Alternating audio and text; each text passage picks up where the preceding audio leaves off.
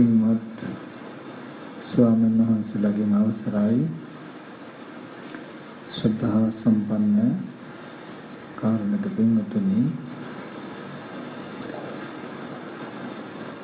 අද දවසේ මේ හැම දිනම ගෙවල් දොරවල් වල කටයුතු කාරණා තිබුණත් ඒ හැම දෙයක්ම පැත්තකින් තබලා මේ ස්ථානයට ආවේ ලෝතර බුදුරජාණන් වහන්සේ අපි කෙරෙහි අනුකම්පාවෙන් දේශනා කළ ඒ ධර්මයෙන් බිඳක් ශ්‍රවණය කළා මේ දුක් සහගත සසරෙන් අත මිදීම පිණිස අවශ්‍ය ධර්ම ඥානය පහළ කර ගැනීම සඳහා. ඉතින් මුලින්ම හැම දිනාටම එක දෙයක් මතක් කරනවා.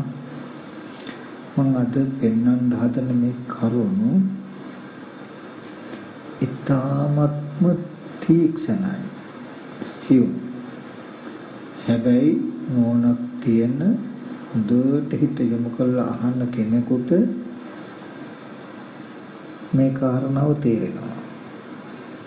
තේරුණොත් සසර කෙවෙන තාක්ම Tamanට තනියම ඒ ටික කරගන්න පුළුවන්.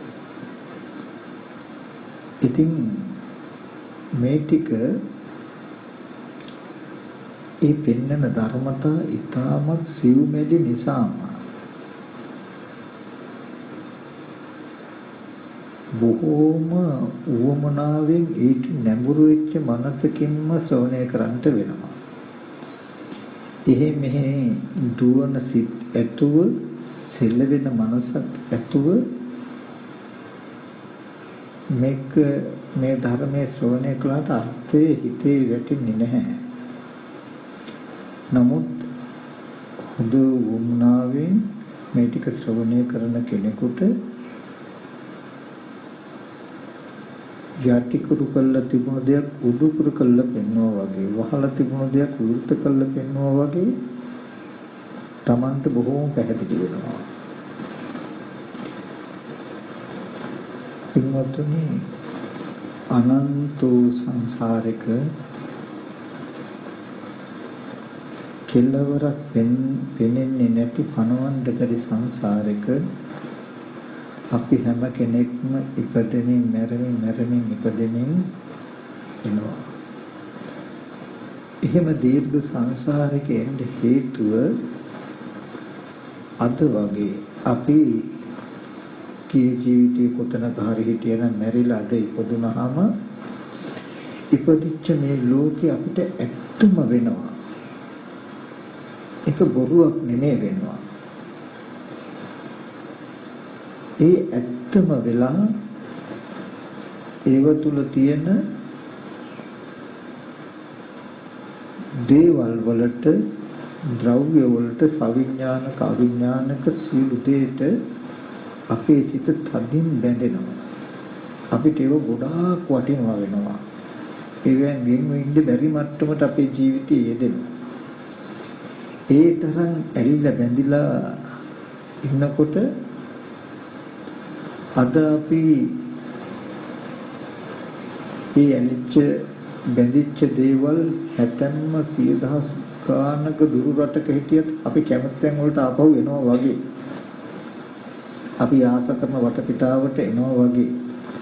අපි දන්න හඳුනන වටපිටාවට හොයාගෙන එනවා වගේ නැවත භවයකට යනවා. ආයේ ඒ ඉපදුණු ජීවිතයක මේ විත්තිකතම මේ ඔක්කොම ඇත්ත කරලා පෙන්නනවා. ඇත්තම වෙනවා. తත්‍ර తත්‍රා බිනන්දනේ ඒ තැන සතුටු වෙන. ඒ තැන සතුටින් ඇලෙන මේ තණ්හාව තමයි පුනර්භවයට හේතුව. ඒ තණ්හාව නැති කරන්න බැරි වෙච්ච නිසායි මේ තාක් දුර අපි ආවේ. ඒ තණ්හාවමයි අද දවසේ මේ ජීවිතය තුලත් ඔබට දුක ගෙනත් දෙන්නේ. සාංශාරික වශයෙන් සසරේ ඉපදීම ගෙනත් දෙන්නේ ඒ තණ්හාව. ඒකයි බුදුරජාණන් වහන්සේ දේශනා කළේ දුකට හේතුව තණ්හාව කියලා. ඔය තණ්හාව යම් දවසක නැති වුණොත් නැති කළොත් ඔබට මේ ජීවිතයේ දුකක් නැහැ කිසිම දෙයකින්. කායික දුක හැරුණකොට කය පැවැත්ම නිසා එන දුක ඔබට ඉතුරු වෙයි. ඒ දුක් ටික තබලා සියලුම දෙයකින් එන සියලුම දුක් ඔබෙන් දුර වෙනවා. ඒ තණ්හාව නැති කළ නිසාම නැවත මේ වගේ කයක් හදාගෙන උපදින පැවැත්මත් ඔබට නැති වෙනවා. මතු සංසාර දුකේ ඉපදීම වෙන්නේ නැහැ. එහෙම වෙන්නේ මොකක් වුණාමද? මේ තණ්හාව නැති වුණා. හැබැයි තණ්හාව නැතිකරන්න එකම එක පරයයයි තියෙන්නේ. එකම එක ක්‍රමයයි තියෙන්නේ. කිසි කෙනෙකුට තණ්හාව නැති වෙන්නේ නැහැ. මෙන්න මේ අවිද්‍යාව කියන ධර්මතාවයේ දුරු වුණොත් විතරමයි තණ්හාව නැති වෙන්නේ. එතකොටයි තණ්හාව අවබෝධ වෙන්නේ. තණ්හානං කය මජ්ජක, තණ්හාවගේ ක්ෂය බව, තණ්හාව ක්ෂය කරන හැටි අවබෝධ වුණොත් විතරයි තණ්හාව දුරු කරන්න පුළුවන්. එහෙම නැතිනම් කොච්චර බණ ඇහුවත් හිතෙන් ඒ බැඳීම, ඒ ඇලීම ගෙවෙන්නේ නැහැ. අතහැරලා යන්නේ නැහැ. ඕගොල්ලෝම බලන්න සමහර විටක අවුරුදු ගණන් බණහන අය, මගෙන්මත් බණහන අය වෙන්න පුළුවන්.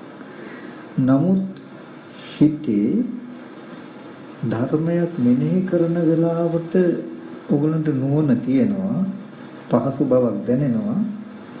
නමුත් සමස්තයක් වශයෙන් ජීවිතේ දරුවන්ට, ගෙවල් දොරවල් වලට, මිල මුදල් වලට හිතේ යම් කැමැත්තක්, බැඳීමක් තිබුණා නම්, ඒවේ වටිනාකමක් පෙනෙනකම තිබුණා නම් ඒක අඩු වෙලාද කියලා බලන්න. මෙනෙහි කරනකොට පොඩ්ඩක් ඒ වෙලාවට තියෙනවා. නමුත් අර බැඳීම එහෙමමයි නේද? එහෙම වෙන්නේ යම් කිසි තැනක අඩුවක් නිසායි. නමුත් මේ පංච උපාදානස්කන්ධයේ ඇතිවීම නැතිවීම දෙක දැක්කොත් මෙන්න මේ අවිද්‍යාව නැති වෙනවා.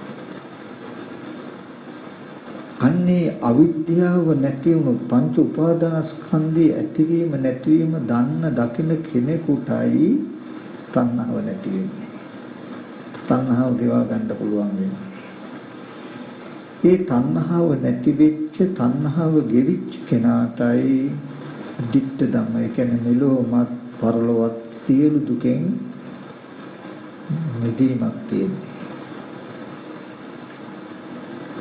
ඒ නිසායි බුදුරජාණන් වහන්සේ දේශනා කළේ යෝච්චේ වස්සසතං ජීවේ අපස්සං උද්‍යව්‍ය.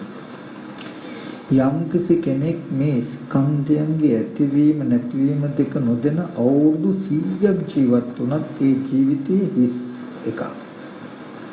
යම් කෙනෙක් මේ පංච උපාදානස්කන්ධයේ ඇතිවීම නැතිවීම දෙක තේරුම්ගෙන එක දවසක් ජීවත් වුණත් වටිනවා කියලා පෙන්වනවා. මොකද මේ පංච උපාදානස්කන්ධයේ ඇතිවීම නැතිවීම තේරුනොත් තණ්හාව ක්ෂය කරන හැටි යාට අවබෝධ වෙනවා. තණ්හාව නැති කරන ආකාරය අවබෝධ වෙනවා. තමන්ටම ලැජ්ජා හිතෙනවා. තමන්ගේ පැවැත්ම ගැන තමන්ම ලැජ්ජ වෙන දවසක් එනවා. තමන්ටම තමන්ගේ අරමුණු පිළිකුල් වෙන දවසක් එනවා. දුකේ කලකිරෙන දවසක් එනවා. එදාට දුකේ නොයැලෙනවා, දුකෙන් මිදෙන දවසක් එනවා. ඒ නිසා මෙන්න මේ ටික හොඳට අහගන්නට ඕන. පංච උපාදානස්කන්ධයේ උදේ වැය කියලා බුදුරජාණන් වහන්සේ පෙන්වන්නේ. පංච උපාදානස්කන්ධය කියනකොට රූප උපාදානස්කන්ධය, වේදනා, සංඥා, සංකාර, විඥාන උපාදානස්කන්ධය. මේ පංච උපාදානස්කන්ධේ අවිද්‍යාව නිසා හට ගන්නවා, තණ්හාව නිසා හට ගන්නවා, කර්ම නිසා හට ගන්නවා, ආහාර නිසා හට ගන්නවා කියලා ප්‍රධාන කාරණා හතරකුයි. මෙන්න මේ හේතුයෙන් හටගත් එක පංච උපාදානස්කන්ධය කියන්නේ. මගේ වැරද්දෙන් හටගත් එකක්, මගේ තණ්හාවෙන් හදාගත් එකක්, මගේ කර්මයෙන් හදාගත් එකක්. මේ ආහාර ටික හේතු කරගෙන තියෙන එකක් කියලා නොදකින කමත් හේතුවක් පංච උපාදානස්කන්ධය නැතේ. අවිද්‍යාව හෝ නැති වුණොත්, තණ්හාව හෝ නැති වුණොත්, කර්මය හෝ නැති වුණොත්, ආහාර හෝ නැති වුණොත්, මෙන්න මේ විදිහට තණ්හාව පංච උපාදානස්කන්ධය ඇති වෙනවා කියන කාරණාව තේරුනොත් හෝ මේ පංච උපාදානස්කන්ධය අපචේත යනවා. ඒ කියන්නේ පිරිහීමට යනවා. තණ්හාවට තියෙන ඉඩ නැති වෙනවා. තණ්හාවට තියෙන ඉඩ නැති වෙනවා. අන්න ඒ විදිහට කළාම තණ්හාව නැති වෙනවා. දැන් මම ඔය ටික පෙන්නේ පෙළදහම්. තාම ඕක කිව්වට අපිට තේරෙන්නේ නැහැ. අපි එදිනෙදා ජීවිතයෙන් බලමු. පුත්ත වත්තු මනස්ථාන. මනුස්සයන්ට තියෙන වස්තුව පුත්‍රයෝ. අපි ඒ නිසා ඒ අරමුණක් අරගෙන බලමු. මට උපමාවක් තියෙන්න ඕනේ නිසා මේ ගෙදර ඉන්න දරුවම අපි ගන්නකො. දැන් මේ ගෙදර ඉන්නවා අපි සුගත් මහත්මයා මනසනෝනා. නමුත් එතුමලට ඉන්න පුතේ ජනිත පුත්තවත්තු මනුස්සානන් කිව්වේ ඔය දරුවට ලෙඩක් දුකක් හැදුනොත් ලොකු ඔපරේෂන් එකක් කරන්න උනා කිව්වොත් අතේ තියෙන මිල මුදල් ඇතිතා පියදම් කරයි. එහෙම නැති වෙලා මෙච්චර ගයක් තිබුණොත් මේ ගේ විකුණන්න කියලා කිව්වොත් උනොත් මේ ගේමත් විකුණයි. තව යම් තාක් වස්තු තියෙන ඒවත් විකුණයි. ඒක පුත්තවත්තු මනුස්සානන් කියලා කිව්වේ මිනිස්යන්ට වස්තු පුත්‍රයෝ. මේ දේවල් තිබුණාට මේවේ අර්ථය ගිහිල්ලා අන්තිමට වැටෙන්නේ ඒ කෙරවලට. එහෙම කරනව නේද? මොකද ඉච්චරට Tamanගේ දරුවෝ වටිනවා. මොකද ඒ දරුවට Taman ඉච්චරට ආදරෙන නිසා යම් වස්තුවකට ඉච්චරට ආදරේද ඒ නිම්මට ඒ පමණටම දුක එනවා. ඒ දරුවා හදිසියේ මැරුණොත් අනතුරකටපත් වුණොත් මම මෙහෙම කිව්වොත් මැරුණොත් කියනකොට තම්මෝ මෝසර කතාවක් කියලා හිතයි දන්නේ. මොකද ඉච්චරට බැඳීම අපේ. මැරුණොත් අතපය කැඩුණොත් බලන්න Tamanට දුක එන්නේ නැද්ද කියලා. දුක එනවා. අපි අපේ ඉලක්කයට ගනිමු. මේ උපමාව මම ගත්තට හැම කෙනාම Tamanට ආදරණීයම කෙනා සිහි කරගන්න. දරුවෙක්, අම්මා, තාත්තා කෙනා සිහි කරගන්න. අම්මා දැන් උපමාවට ගන්නේ ජනිත. දැන් මෙන්න මේ දරුවා සිහි වෙන දරුවට ආදරේ තියෙන නිමිත්තට කියනවා පංච උපාදානස්කන්ධය කියලා. දරුවා කියන තැනට පංච උපාදානස්කන්ධ දුක්ඛ කියලා කියන්නේ අද දුක නැති වෙන්න පුළුවන්. නමුත් දුකෙන් මිදිලා නැහැ. අද ජනිදු කියලා සිහි කරන අවස්ථාවේදී ඕගොල්ලන්ට ඉන්නේ සැප වෙන්න පුළුවන්. නමුත් මේ නිමිත්තේ ජරා මරණ දුක තැවරිලා තියෙනවා. මේ දරුවා ලෙඩ වෙච්ච නිසා, මැරිච්ච නිසා, අතපය කැඩිච්ච නිසා, අප්‍රියමනාප ස්පර්ශයන් නිසා බොහෝ දුක් ඕගලන්ට එන්න පුළුවන්. මේ නිමිත්තට ජාතිය ස්වභාව, ජරාව ස්වභාව, ව්‍යාධිය ස්වභාවය, මරණය ස්වභාව කොට ඇති ධර්මතාවයක් ඔය දරුවා කියන ටික.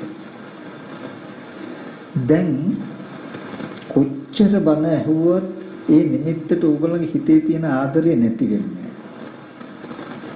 ඒ නිමිත්තට තියෙන කැමැත්ත ඕගලගේ නැති වෙන්නේ නැහැ. අනිත්‍යයි කියලා සිහි කළත් අනිත්‍ය තමයි. නමුත් අනිත්‍ය වුණත් ඉන්නකම් හලකන්න දෙපේ කියන තැනකින් හෝ හිත බැඳෙනවා. වෙනස් වෙනවා විපරිණාම වෙනවා තමයි. නමුත් දරුවාට අපේ යුතුයකම් කටයුතුයිනේ කියන තැනකින් හෝ ඔගොල්ලෝ බැඳෙනවා. නේද?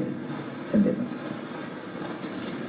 දැන් ජනිතු කියන අදහසින් මුකුවේ කෙනා කියන තම තමන්ට නිමිත්තක් සිහි කරගන්න. ජනින්දු දරුවා කියන මේ නිමිත්ත සිහි කළාම දරුවා කියලා තමන් හොඳට දන්නවා මේ තමයි මට දුක ලැබෙන්න දුක ගෙනත් දෙන්න පුළුවන් නිමිත්ත කියලා හොඳට තේරුම් ගන්නවා ඉස්සෙල්ලා. පංච උපාදානස්කන්ධය. අද දුක නෑ. නමුත් කවදා හරි දවසක දුක එන්න පුළුවන් නිමිත්ත නිසා මේක දුකෙන් මිදලා නැහැ දුක්ඛ සත්‍යය. දැන් මේ දුක ඇති වෙන නැත්තම් මේ කවදා හරි දවසක ජරා මරණ දුක ඇති වෙන්න පුළුවන් මේ දරුවට තණ්හාව මගේ ඇති උනේ කොහොමද? මේ පංච උපාදානස්කන්ධය ඇති උනේ කොහොමද කියලා අපි පරිශ්‍රණය කටයුතු තේරෙන්නේ. ඔන්න මෙතන ඉඳලා හොඳට අහගන්න ඕනේ. දැන් මේ නිමිත්ත අරගත්තාම ඕගොල්ලෝ නුවණින් යන්න ඕනේ මේ නිමිත්ත මුලට. දැන් ජනෙදු පුතා එයාට තමයි මගේ හිත ගොඩාක් කැමති ගොඩාක් ආදරේ. දැන් ඒ දරුවා මරුණොත් තමයි ලෙඩ දුක් උනොත් තමයි මට දුක එන්නේ. දරුවට කැමැත්තක් තියෙයි. දුකට හේතුව මේ දරුවට තියෙන ආදරේ. දැන් මේ ආදරෙන් හදන ජනිදු කියන දරුවා ගැන මගේ හිතේ බැඳීම ඇති වෙච්ච මුලට අපි යනවා. අරමුණේ මුලට. ඔන්න මේ ටික හොඳට ප්‍රපංචන කොට අහගන්න. අපි ගත්තොත් ඒ රූපය කියන තැනට අපි ගියාම ඒ රූපේ තියෙනවා කෙස්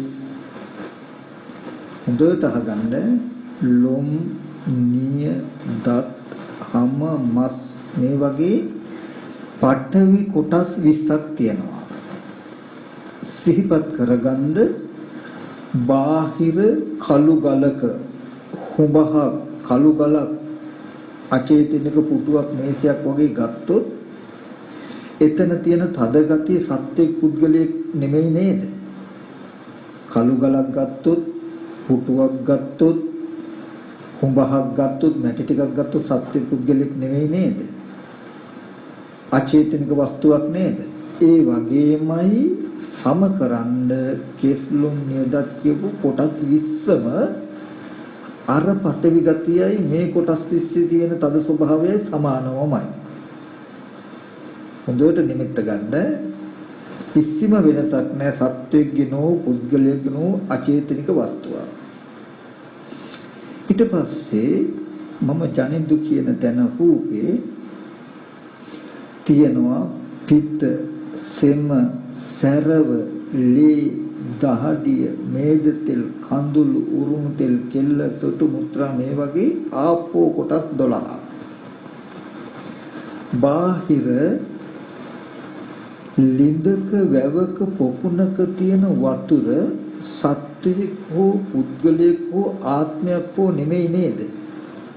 ආත්මයක් හෝ නෙමෙයි. අචේතනික වස්තුවක් නේද?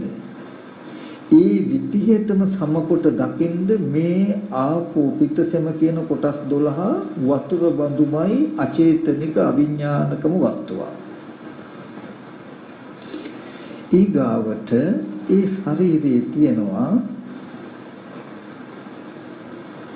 කන බුන ආහාර පාන පැසවන පචාක තේජෝ ධාතු උස්නේ. ඊට පස්සේ මේ ශරීරය ඉන්ද්‍රිය මොහ කරන පරිපාක තේජෝ ධාතුව. ශරීරයේ පැවැත්මට උපකාර අපි ඔය අත තියලා එහෙම බලන්නේ උනද කියලා. සන්තති තේජෝ ධාතුව. ඔය බඩ පපුව දැවිල්ල හැදෙනවා කියලා අපි කතා කරන තේජෝ ධාතුව. මේ වගේ තේජෝ කොටස් 4ක් තියෙනවා ඒ ශරීරයේ. බාහිර පහන් දැල්ලකින් හරි ගිනි ගොඩකින් හරි සූර්ය රශ්මියෙන් හරි එන උෂ්ණයක් නැත්තම් ගින්දර ටිකක් ගත්තාම ගිනි දැල්ලක් සත්වෙක් හෝ පුද්ගලයෙක් හෝ ආත්මයක් කියලා හිතෙනවද? නෑ. එහෙනම් සමානමයි ඒ ගින්දරේ තියෙන තේජසමයි මේ තියෙන උෂ්ණ කොටස් 4. ඊට පස්සේ ඒ ශරීරයේ තියෙනවා වායෝ කොටස් 6ක්. වොෂින් මැෂින් එකකට රිදි දැම්මහම පෙරලනවා වගේ කන බොන ආහාර පාන පෙරලන වාතයට කියනවා පොට්ටාස වාතය කියලා. ආහාර පාන බඩට වැටුනහම ඒවට ඉඩාරන් දීලා බඩවැල් එහාට මෙහාට කරන බඩ ඇතුලේ තියෙන වාතයට කියනවා උච්චිත වාතය කියලා. ශරීරයේ අත්පය හකුලුවන්ඩ දිගහරින්ද නමන්ඩ උපකාර වාතයට කියනවා අංගමංගානුසාරී වාතය කියලා. ඉක්කව ඔක්කාරේ වමනේ වගේ උඩට එන වාතයට කියනවා උද්දංගම වාතය කියලා. මල මුත්‍ර බැහැර කරන්න උපකාර වාතයට කියනවා අදුගම වාතය කියලා. ආස්වාස ප්‍රස්වාස කරන්න උපකාර වාතයට කියනවා ආස්වාස ප්‍රස්වාස වාතය කියලා. බාහිර ගස්වැල් හොලවගෙන හමන හුළඟ සත්‍වික පුද්ගලෙන් නෙවෙයිනේ. මෙබඳු වූ වායෝ ධාතුවක් තමයි ওই ශරීරේ තියෙන්නේ. නිමිති ගන්න පුළුවන් කොටස් 32කුත් සතර මහා ධාතු වශයෙන් ගත්තොත් ප්‍රධාන වශයෙන් නිමිති ගන්න පුළුවන් ලක්ෂණ 42කින් නිර්මිත රූපമിതിයක් තමයි අවකාශ ධාතුව අවුරාගෙන රාශි වෙච්ච රූපമിതിය තියෙනවා. තේරෙනවද? කන බොන ආහාරයෙන් හැදෙන්නේ. කන බොන ආහාරයෙන් හැදුණු අවකාශ ධාතුව අවුරාගෙන තියෙන රූපമിതിය අපේ ඇස් ඉදිරි පිටට එනකොට සත්ව පුද්ගල නොවන අනාත්ම සංඥාවක් අපිට පහළ වෙනවා. අනාත්ම සංඥාව කියලා කියන්නේ හිතට හැඩ සටහන පෙනෙන වර්ණ ස්වභාවයේ හැඩ සටහන පෙනෙන බවට කියනවා සංඥාව කියලා. තේරෙන්නේ? මේ සතර මහා ධාතුව අවකාශ ධාතුව අවුරාගෙන රාශි වුණාම ඒ රාශි වෙලා තියෙන අනාත්ම රූපമിതിය ඇස් ඉදිරි පිටට එනකොට සත්ත්ව පුද්ගල නොවන අනාත්ම හැඩයක් අනාත්ම රූප සංඥාවක් අපිට පහළ වෙනවා. ඕක තමයි ඇත්ත. ඔය සංඥාවට මෙන්න මෙතනයි අවශ්‍යම තැන. ඔය සංඥාවට නැඹුරු වෙලා අපි ජනිදු කියලා හිතනකොට ජනිදු කියලා හිතනකොටම වැඩ දෙකක් කරනවා. මේ රූපය ඇත්ත නොදන්නාකම නිසා අවිද්‍යාව පත්‍ය සංඛාරා කියලා කියන්නේ ජනිදු කියලා හිතනකොට මේ හැඩේට දැන් අනාත්ම රූපයක හැඩයක් ආවේ හැඩේට ජනිදු කියලා හිතනකොට මේ හැඩේට ජනිදු කියලා හිතපු අත්දැකීම විඥාණයට තබල අනාත්ම සංඥාව නිරුද්ධ වෙනවා. අර සතර මහා ධාතු රූපයෙන් ඇස් ඉදිරි පිටට ආපු සැබෑම රූප සංඥාව තියෙනවා. මම මෙහෙන් පෙනෙන හැඩේට ජනිදු කියලා හිතනකොටම මේ හැඩේ ජනිදුගේ කියලා මම දැනගන්නවත් එක්කම මනෝවිඤ්ඤාණයෙන් දැනගන්නකොටම අනාත්ම රූප සංඥාව නිරුද්ධ වෙනවා. දැන් දැකපු එක සම්පූර්ණ නිරුද්ධයි. මේ හැඩේ ජනිදුගේ කියන අදහසක් මගේ මනසේ තියෙනවා. ඊට පස්සේ දැන් මම දන්නේ නැහැ අනාත්ම සතර මහා ධාතු රූපമിതിය නිසා අනාත්ම සංඥාවක් එනකොට අනාත්ම සංඥාවට මේ මගේ පුතා නැත්තම් ජනිදු කියලා හිතුවොත් හිතනකොටම වෙන්නේ මොකද්ද? සංකාරේ චිත්ත සම්පයුක්තයි කියලා කියන්නේ මේ හැඩේ ජනිදු කියන දැනුම මට තබනවා දීලා ඇස් ඉදිරි පිටට ආපු අනාත්ම රූප සංඥාව එවෙලම නිරුද්ධ වෙනවා. ස්පර්ශ නිරුද්ධ වෙනවා, නිරුද්ධ වෙනවා. ඔන්න දැන් මේ හිතේ තියෙන නිමිත්ත අරගෙන මේ මගේ පුතා නේද? මෙයාගේ නම ජනිදු නේද? මෙයාගේ අනාගතේ මෙහෙම හදන්න ඕනේ නේද කියලා දැන් අර හිතේ තියෙන පුද්ගල නිමිත්තට ඔන්න දැන් මේ හිතේ තියෙන ජනිදු කියන නිමිත්ත රූපය ඕගොල්ලෝ හදාගත්තේ අවිද්‍යාව ප්‍රත්‍යයෙන්. පංච උපාදානස්කන්ධය කියලා කියන්නේ දැන් මේ හිතේ තියෙන ඕගොල්ලන්ට උපාදාන වෙන රූපය ජනිදු කියලා. සත්ත්ව පුද්ගල ආත්ම භාවයේ තියෙන මේ නිමිති. තේරෙනවද?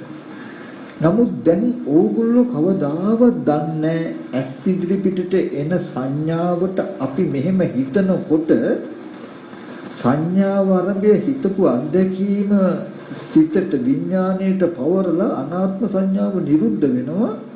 එතකොට මම හිතපු ගතියනොත් එක්ක මේ සංඥාව මන් තුළ පුද්ගල භාවයකින් පවතිනව නේද කියලා දන්නේ හිතේ අත්දැකීම හිතට සිහි කරන්න පුළුවන්. දැන් ජනිදු කියලායි අර හැඩේට හිතුවාම හිතපු දේ දැනගත්තනේ. දැනගන්න දේ සිහි කරනකොට ඕගොල්ලන්ට තාම පෙනෙන්නේ බාහිර දේ සිහි කරනවා වගේ. බාහිර ඉන්න කෙනා සිහි කරනවා වගේ. දැන් ඉන්න දරුවට මෙහෙම කරන්න ඕනේ, මේ විදිහට කරන්න ඕනේ, යාගේ අනාගතේ හදන්න ඕනේ කියලා අර හිතේ තියෙන ජනිදු කියන නිමිත්තට හැඩේට උගුළු බොහෝ සෙයින් විතර්ක උපදිනවා. කොච්චර උපදිනවද කියනවනම් ඒ නිමිත්ත කෙරෙහි සෙනෙහස ආදරය කියන ගතිය තණ්හාව ඇති වෙන තාක් හිතනවා. ඊට පස්සේ මෙහෙම හිතනකොට හිතන කමට ඕගොල්ලන්ගේ කය සවිඥානිකයි. සවිඥානික ඇහැට ආයි අර කන බොන ආහාරයෙන් හැදුණු සතර මහා ධාතු රූපය ඇස් ඉදිරි පිටට ආවොත් අනාත්ම සංඥාව ඇස් ඉදිරි පිටට එනකොටම මෙච්චර වෙලා හදපු විස්තර ටික ශනිකව ආපහු මනසේ යෙදෙනවා ඕගලන්ට. කවදාවත් ඕගලන්ට අනාත්ම සිද්ධිය හම්බ වෙන්නේ නැතුව මේ ඇති කරගත්ත ප්‍රපංච සංඥාවෙන් මේ ඇති කරගත්ත කෙලෙස් ටිකෙන් තුන් කාලෙම ඔයගොල්ලම යට කරනවා.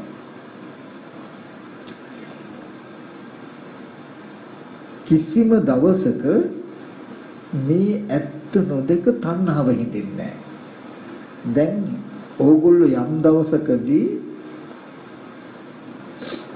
තණ්හාව හිතෙනව නම් හිතෙන්නේ මෙන්න මේ විදිහට ඕගොල්ලන්ට මෙනෙහි කරන්න පුළුවන් නම් කොහොමද දරුවා කියලා සිහි වෙලා මොනවා හරි දෙයක් අපි කියමු දුක එනවනම් දුක ආවොත් අරමුණේ මුලට යන්න. අරමුණේ මුලට ගිහිල්ලා ඇත්තටම ඒ කියන්නේ ඇස් ඉදිරි පිටට ඇත්තටම රූපය ආපු තැන ඇත්තටම ගිහිල්ලා එතන තියෙන්නේ කෙස්ලොම් නේද පඨවි කොටස් 20ක් පිටෙන් සරව ආපෝ කොටස් 12ක් ධාතුවට සම කළත් බලන්න. ස්වභාව ධාමයට සම කළා. දවන තවන දිරවන ස්වභාව කොටස් 4ක් තේජෝ ධාතුවට සම කළා බලන්න. හමන පිම්බෙන හැකිලෙන වායෝ කොටස් 6ක් වායෝ ධාතුවට සම කළා බලන්න. අචේතනිකෝ අනාත්මෝ සතර මහා ධාතු රූපമിതി අවකාශ ධාතු අවරාගෙන රාශි වෙලා තියෙනවා කනබුන ආහාරයෙන් හැදෙනවා. ඔබඳු රූප සංඥාව ඇස් ඉදිරි පිටට එනකොට මේ ඒ සංඥාවට මම මේ මගේ පුතා නේද මේ ජනිදු නේද කියලා හිතුවාම මේ සංඥාව ආරම්භය මම හිතන ආකාරයට විඥාණයෙන් දැනගන්නවා. ඒ හැඩේට ජනිදු කියලා හිතුවොත් ජනිදු කියලා දැනගන්නවා. වෙන විදිහකට හිතන්න ඒ විදිහට දැනගන්නවා. ඒ හිතන විදිහට දැනගත්තාම දැන් මම එහෙම ජනිදු කියලා මමයි හිතන්නේ. හිතනල මම දැනගනිද්දි බාහිර රූපයත් ඇස් ඉදිරියට ආපු රූප නිමිත්ත අනාත්මවමයි. අනාත්මවමයි අචේතනිකවමයි.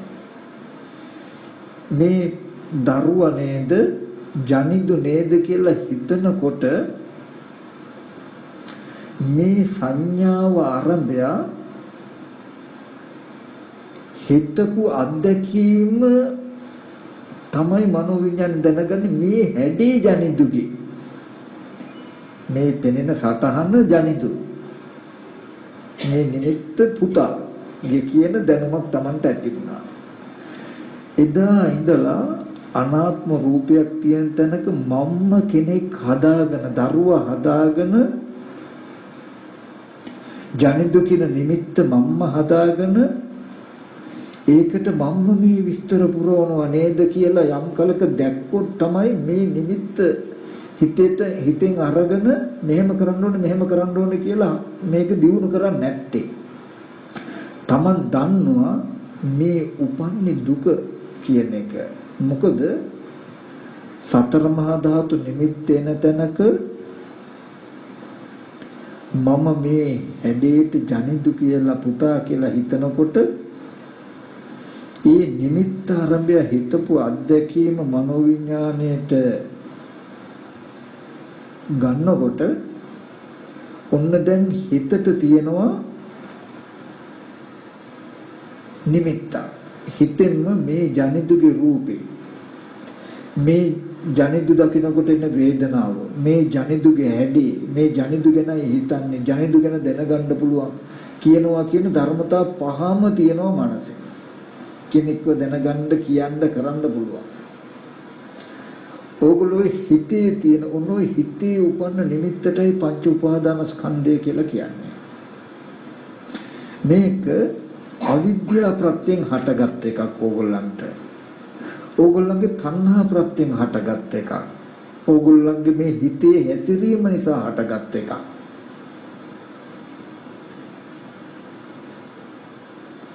මෙන්න මේ නිමිත්තටයි ජරා මරණ දුක දෙන්නේ.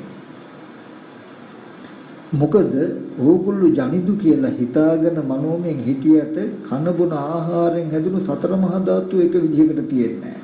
සතර මහා ධාතු අඩු වැඩි වෙනකොට රූපේ කැඩෙන්න පුළුවන්, බිඳෙන්න පුළුවන්, කුඩු වෙන්න පුළුවන්, වෙනස් වෙන්න පුළුවන්. ඊගවසරේට ඇස් ඉදිරි පිටට එනකොට පහළ වෙන රූපේ වෙනස් වීම මත පහළ වෙන හැඩේ වෙනස්, සංඥා වෙනස්. එතකොට තමන් පෙර හැඩයට තණ්හා කරලා තියෙනකොට දැන් වෙනස්. අනේ දරුවා කෙට්ටු වෙලානේ. දරුවා ලෙඩ වෙලානේ. දරුවා මැරිලානේ කියලා මේ දුක් ටික ඔයගලන්ට විඳින්න වෙනවා. මේ තමන් මනසෙන් උපදවාගත්ත කෙනෙක් වූ පුද්ගලයෙක් වූ මේ මනසේ තියෙන නිමිත්තට තමයි පංච උපාදානස්කන්ධය කියලා කියන්නේ. ඔය ජනිදු කියන පුද්ගල නිමිත්ත තමයි පංච උපාදානස්කන්ධය කියන්නේ. ඔන්න ඕකටයි ඕගොල්ලෝ මේ මගේ දරුවා කියලා උපාදාන වෙලා තියෙන්නේ. පංච උපාදානස්කන්ධයට උපාදාන වෙලා තියෙන්නේ. ඒ පංච උපාදානස්කන්ධය හැදෙන්නේ අවිද්‍යාව ප්‍රත්‍යයෙන්. මොකක්ද අවිද්‍යාව? ඇස් ඉදිරි පිටට එන රූපය අනාත්මයි. ඒ නිසා රූප සංඥාවක් හැඩතලයක් පෙනෙනවා. ඕකට අපි දරුවා කියලා හිතුවොත් මේ හැඩේ දරුවා කියන අත්දැකීම විඥාණයට පවර්ලා දරුවෙක් හදනව නේද? මේ විදිහට දුක උපදින නිමිත්තක් හදනව නේද කියලා ඔයගොල්ලෝ දන්නේ නැහැ. අවිද්‍යාව නිරුද්ධ වුණොත් කියලා කියන්නේ මේ සතර මහා ධාතුව නිසා ඇස් ඉදිරිපිට එන අනාත්ම සංඥාවට ඌපරිදි වචනය පවර්ලා දුන්නොත් මේ සතර මහා ධාතුව නිසා අනාත්ම සංඥාවක් නේද පහළ වෙන්නේ කියන එක අල්ලලා දුන්නොත් සත්ත්ව පුද්ගල නොවන අනාත්ම සංඥාවක් කියන හැඟීම එනවා මේ හැඩේ විඥාණයට පවර ගන්නවා. ඒකයි ඌපරිදි වචනය පවර්ලා දීම නිවනට කියලා අපි මතකද කිංසුකෝපම සූත්‍රයේ කිව්වේ නගර හිමියට ඌ පරිදි වචනේ පවර්ලා දෙනවා කියන එක නිවන් ක්‍රමයක් කියලා. මේ පංච උපාදානස්කන්ධය හදා ගන්න බෑ. ඒ කියන්නේ දරුවෙක් මවාගෙන දරුවෙකුට තණ්හාව හදා ගන්න බෑ. තේරෙනවද? අපි මෙහෙම කිව්වොත් දැන් ඔය විදිහටමයි තමන් කියන ශරීරය ගන්න කෙස්ලොම් නියදත් කියන පඨවි කොටස් 20යි මේ පඨවි ධාතුව බාහිර ගස් දැල් වල ඇති පඨවි ධාතුවත් කෙස්ලොම් කියන මේ පඨවි ධාතුවත් පඨවි ධාතුමයි සත්ත්ව පුද්ගල නොවන අනාත්ම ධර්මතාවය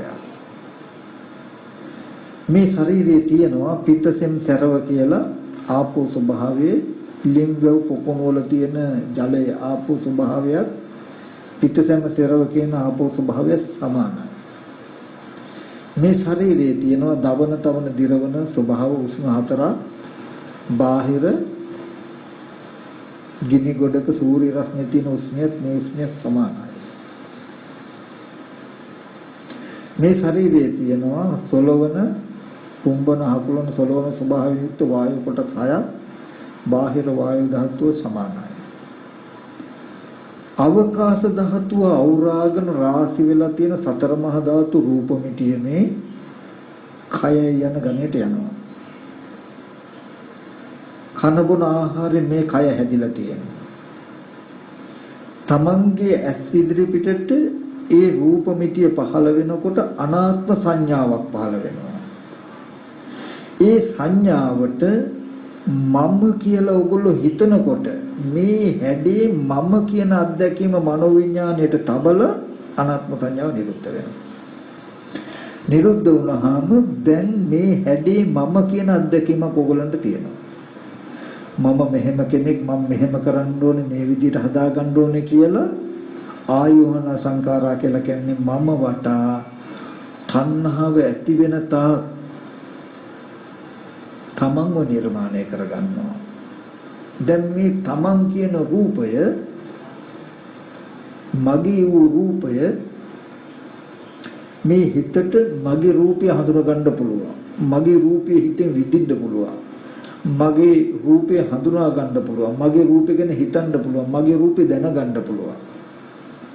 රූපය විඳින්න හඳුනන්න කල්පනා කරන්න දැනගන්න පුළුවන්කම දැන් මේ මගේ රූපයත් එක්ක තියෙනවා.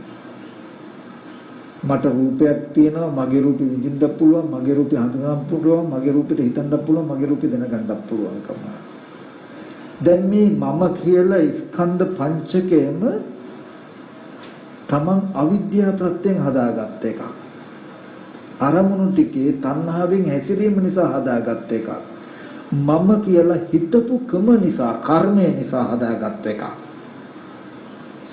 දැන් ඔන්න මමත් ඉන්නවා මම කියන නිමිත්ත සිහි කළ හැකි ජනිදුත් ඉන්නවා ජනිදුත් සිහි කළ හැකි දැන් මම මේ නිමිත්ත මගේ පුතා මමයි මගේ පුතයි දෙන්නම ඉන්නවා ඊට පස්සේ කන බොන ආහාරයෙන් හැදුණු ඔය වගේම කුණුපු කොටස් පඨවි කොටස් 20යි ආපෝ තේජෝ වායෝ කියන සතර මහා ධාතු අවකාශ ධාතු අවරාගන් තියෙන රූප මිටිය ඇස් ඉදිරි පිටට එනකොට අනාත්ම සංඥාවක් පහළ වෙනවා. ඒ සංඥාව ආරම්භය මේ ජනිදුගේ අම්මා කියලා හිතනකොට දැන් මේ හැඩේ ජනිදුගේ අම්මා කියන අත්දැකීම හිතට දීලා අනාත්ම සංඥාව නිරුද්ධ වෙනවා. දැන් ජනිදුගේ අම්මගේ රූපي Tamanට හඳුනන්න පුළුවන් ඒ රූපේ විඳින්න පුළුවන් රූපේ ගැන හිතන්න පුළුවන් රූපේ දැනගන්න පුළුවන්. ඔන්න දැන් පවුලක්ම තියෙනවා ජනිදු ඉන්නවා ජනිදුගේ මමත් ඉන්නවා ජනිදුගේ අම්මත් ඉන්නවා හැබැයි ලෝකේ ශුන්‍යයි ඇහැට උඩින් පවතින ධර්මතාව ටික සම්පූර්ණ ශුන්‍යතාවයක් මේ විදිහට මේ නමුත් ඕගොල්ලෝ කවදාවත් දන්නේ මේ විදිහට මේ පංච උපාදානස්කන්ධي උපචේත යනවා රැස් වෙනව නේද ගිහිල්ලා අන්තිමට පංච උපාදානස්කන්ධ ලෝකයක් හැදෙනවා අම්මා තාත්තා අයියා අක්කා සීයා මාමා නැන්දා කියලා මේ වගේ බොහෝ පුද්ගලයෝ ඉන්න ලෝකයක් හැදෙනවා. හිතෙන් මේවට පිළිතුරු සපයනවා. සතර මහා ධාතුව නිසා අනාත්ම සංඥාව පහළ වෙන ගානේ තමන් ගාව තියෙන විස්තර ටික ඉදිරිපත් වෙනවා. මේ පංච උපාදාන ස්කන්ධයේ හැදුන හැටි ආපහු අනාත්ම ස්පර්ශ වෙන ගානේ ඒ ටික ආපහු තමන් තුළ යෙදෙනව නේද කියන එක නොදන්නකම නිසා තමන් හිතාගෙන ඉන්නේ සතර මහා ධාතුවේ ජනිදු ඉන්නවා. සතර මහා ධාතුවේ මම ඉන්නවා. සතර මහා ධාතුවේ ජනිදුගේ අම්මා ඉන්නවා. සතර මහා ධාතුවේ ජනිදුගේ සීයා ඉන්නවා කියලා හිතාගෙන ඉන්නේ. එයා සතර මහා ධාතුවේ සතුටු වෙනවා. සතර මහා ධාතුවේ ඇලෙනවා. මේ ඇත්ත නොදන්නකොට සතර මහා ධාතුවේ බැඳෙනවා. ඇලුනහම බැඳුනහම මිදෙන්නේ නැහැ සතර මහා ධාතුවේ. එයා ජාති ජරා මරණ ශෝක පරිදේවයන්ගෙන් මිදෙන්නේ නැහැ. සියලු දුක් දුම්නසින් මිදෙන්නේ නැහැ. යම් වෙලාවක අවිද්‍යාව දුරු වුණොත්, තණ්හාව දුරු වුණොත්, කර්මය දුරු වුණොත් මේ පංච උපාදාන ස්කන්ධය අපචේත යනවා. රැස් වෙන්නේ නැහැ. ඒ කියන්නේ ඇස් ඉදිරි පිටට හම්බ වෙන මේ රූපේ ඇත්ත ඇති හැටි පෙන්වුවෝ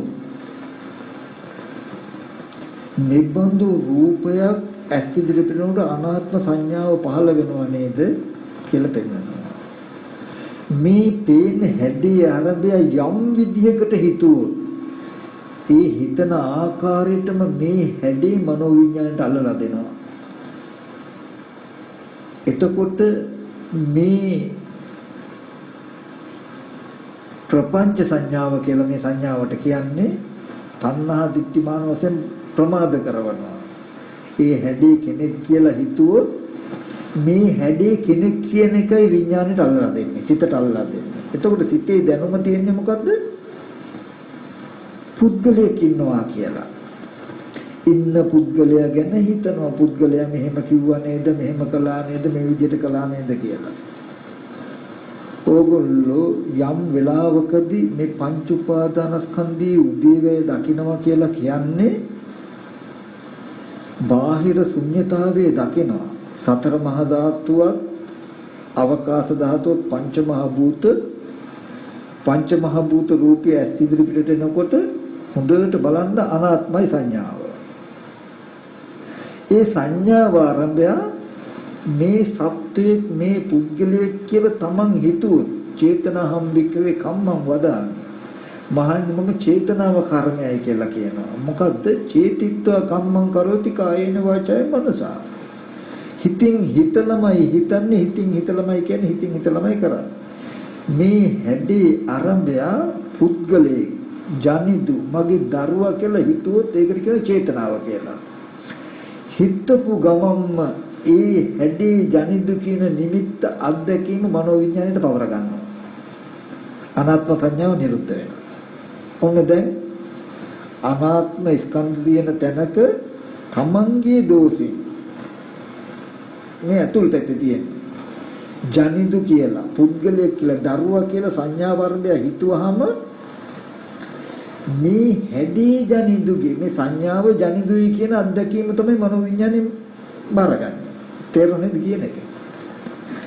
ඔන්න දැන් ඒ චේතනාව කර්මයට මුල් වෙනවා කියලා කියන්නේ දැන් ජනිදු ගැන බොහෝ හිතනවා.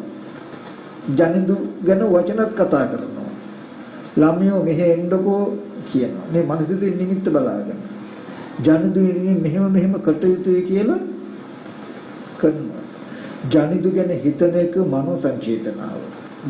ජනිදුට මෙහෙම කියන්න ඕනේ කියලා වචන ගැන තියෙන සංස්කාරයට වාචී සංචේතනාව. ජනිදු මෙහෙම කරන්න ඕනේ කියලා ඔබ තුල යෙදෙන චේතනා කාය සංචේතනාව. මේ තුනම මනෝමය මට්ටමේ කර්මයි. සංකාරපච්චය විඥානං ඒ කියන්නේ ජනිදු ගැන හිතපු දේ දැනගන්නවා, ජනිදු ගැන කියපු දේ දැනගන්නවා, ජනිදු ගැන කරපු දේවල් දැනගන්නවා. විඥානපච්චය නාම රූපං දැනගත්තට පස්සේ මොකද වෙන්නේ? හිතන්න, කියන්න, කරන්න සිටින් නාමතර වරුණු කළ හිත රූපයට වැස ගන්නවා. නාම රූපච්චය සලආයතනං කියන්නේ සිත මේ රූපෙට දැසගත්තාම ආපහු මේ ඇහැ කන දිවනාසය ශරීරය කියන මේ ආයතන ටික තමන්ට සම්පූර්ණ ඇති බවට පිළිටනවා. සලආයතන පත්‍ය පස්ස කියලා කියන්නේ සවිඥානික ඇහැට ආයත් අර රූපේ ගැටෙනවා. ගැටෙනකොට අනාත්ම රූප සංඥාව කායත් පහළ වෙනවා.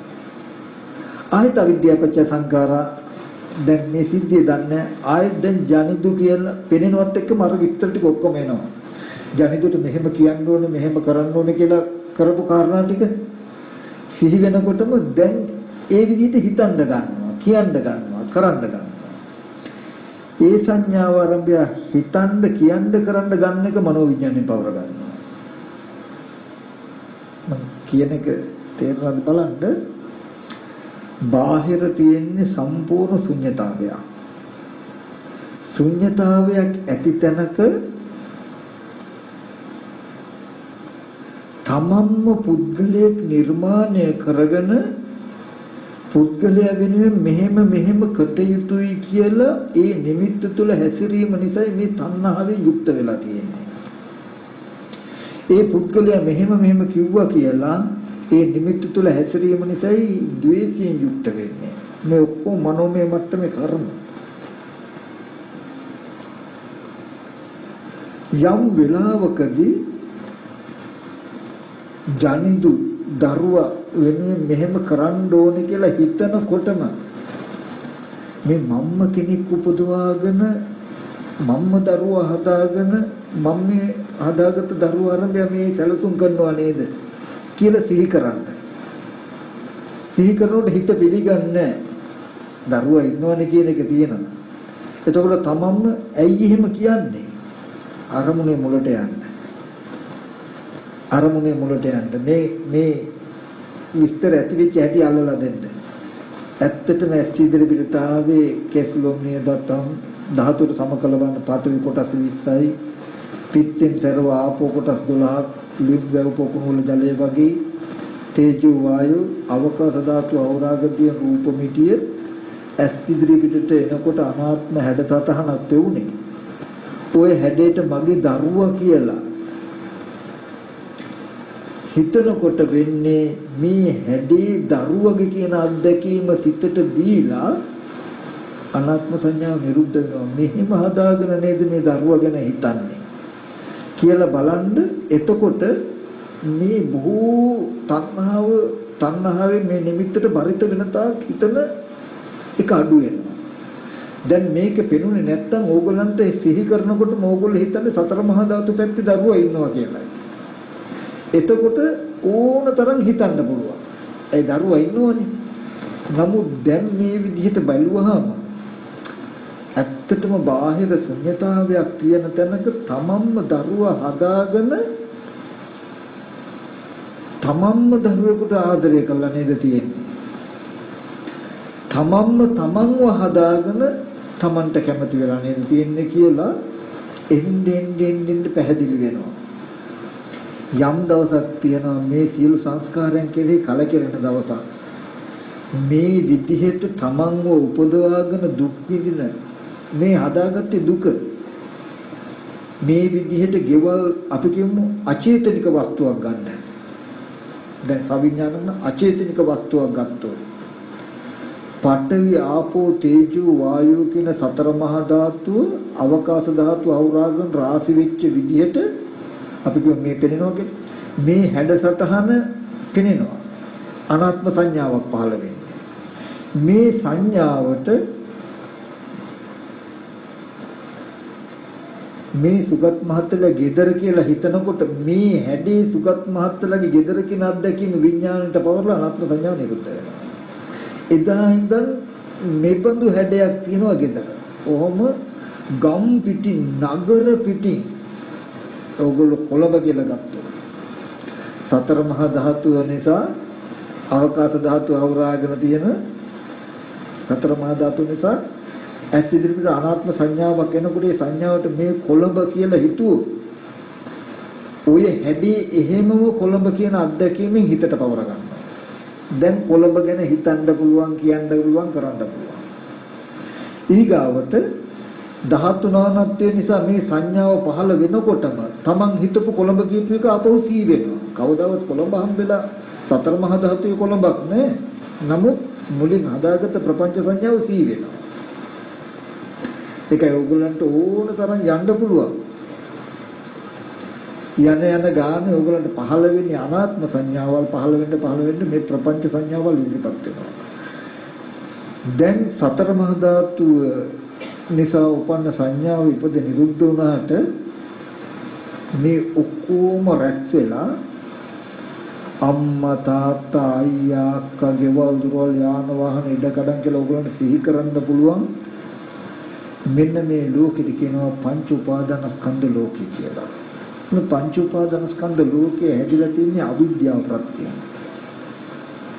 කර්ම ප්‍රත්‍යයෙන්, තණ්හා ප්‍රත්‍යයෙන්. ඕකේ ඇතුලේ තමන් ඉන්නවා.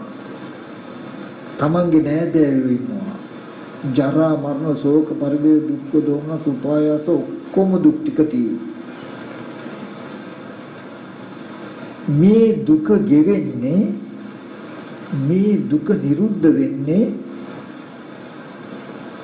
මෙන්න මේ පංච උපාදානස්කන්ධයේ උදේවැය බලන කෙනාට. මේ පංච උපාදානස්කන්ධ ලෝකයේ ඇති වෙච්ච නැති වෙච්ච හැටි බලන කෙනාටයි මේ පංච උපාදානස්කන්ධය කෙරෙහි තියෙන ඡන්ද රාගය අඩු වෙන්නේ, තණ්හාව අඩු වෙන්නේ. බාහිර තමන්ට තණ්හාවෙන් හැසිරෙන වස්තුව බාහිර තියෙන දෙයක් වෙන තාක් තණ්හාව නවත්තන්න බෑ. යම් කලක තමන්ම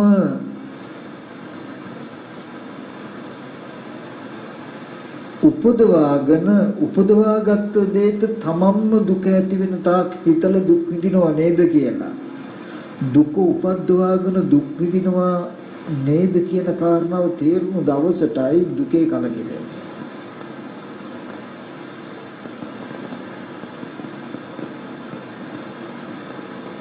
මෙතනදී මම කිව්වේ මම මේ කතා කරන දේ ගොඩාක් සියුම්, හරිම සියුම්. හැබැයි මේක තේරුනොත් ඒකාන්තයෙන් මේ දුක් ගෙවීමට යනවාමයි.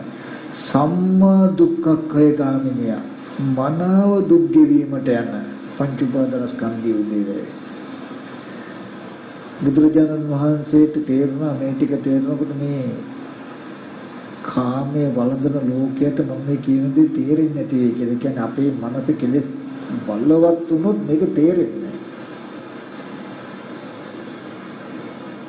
හොඳට බලන්න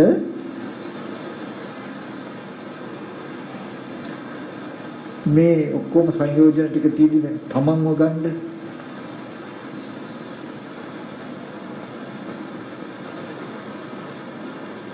මේ රූප මිටිය අර මුලින් කිව්වා වගේ කෙස් ටික පැත්තකට දාලා තිබුණොත් මම කියලා හෝ පුද්ගලයෙක් කියලා කියන්න පුළුවන්ද? බෑ. ලොම්, නිය, දත් බලන්න මේ එකින් එක ගත්තොත් බාහිර තියෙන තද ස්වභාවය පඨවි ධාතුවයි කෙස් ලොම් කියන තද ස්වභාවය සමානයි නේද? ඒවා අචේතනික වස්තු නේද? නැති වස්තුනේ.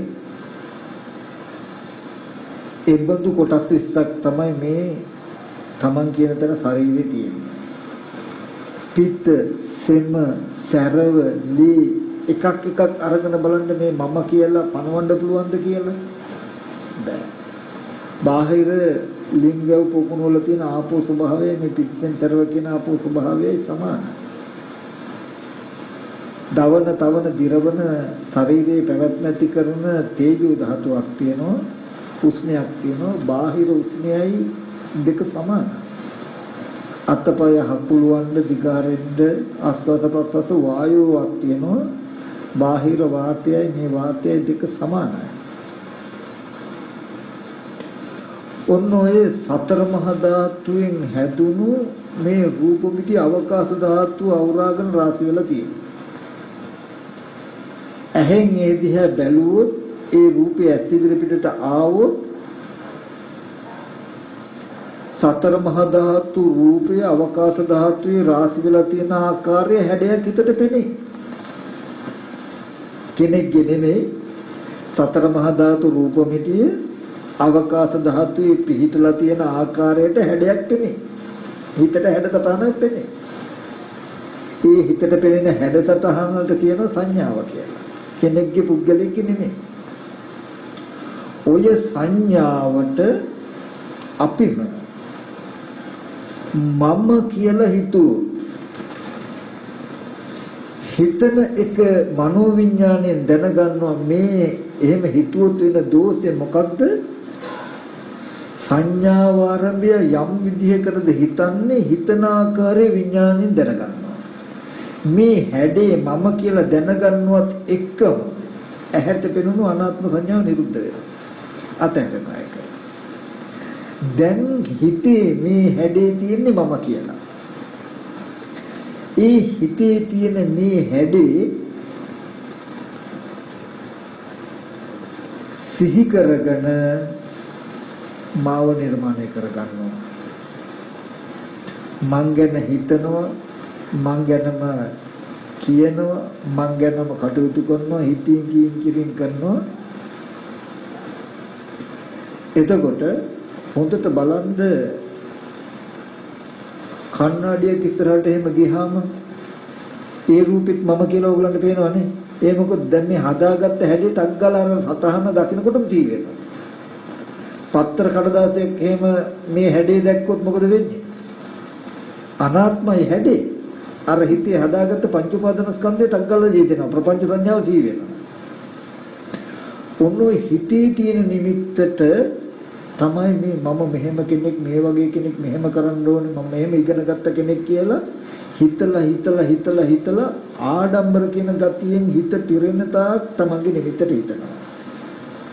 නැත්තම් තරහව කියන ගතියෙන් හිත පිරෙන තාක් හිතනවා. දැන් මේ පංච උපාදාන ස්කන්ධයට උපාදාන වෙනවා කියලා දන්නේ නැහැ. තමන්ව හදාගෙන නිර්මාණය කරගන්නවා. ඊට පස්සේ ඔය අපේ ශරීරය සම්පූර්ණ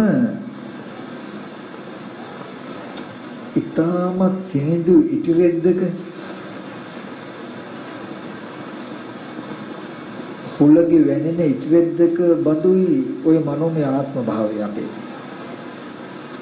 ඇහැ කන දිව නාසය ශරීරය තියෙන අතපය තියෙන මනෝමය ආත්ම භාවයේ හිතේ තියෙන ඊටාම සියුම් රූපය සියුම් ශරීරය ඉටිරෙද්දක වැනෙන එකක් වගේ. ඒ පංච උපාදාන ස්කන්ධේ ඔය ඉටිරෙද්ද ලාටු ටිකක් අරගෙන යකඩක හරි ලීයක හරි ඇලෙව්වොත් අපි දැන් වැනෙනවද? යකඩ වැනුනොත් වැනෙනවා මිසක ලීය වැනුනොත් වැනෙනවා මිසක අර ශරීරය විතරක් වැනෙනවද?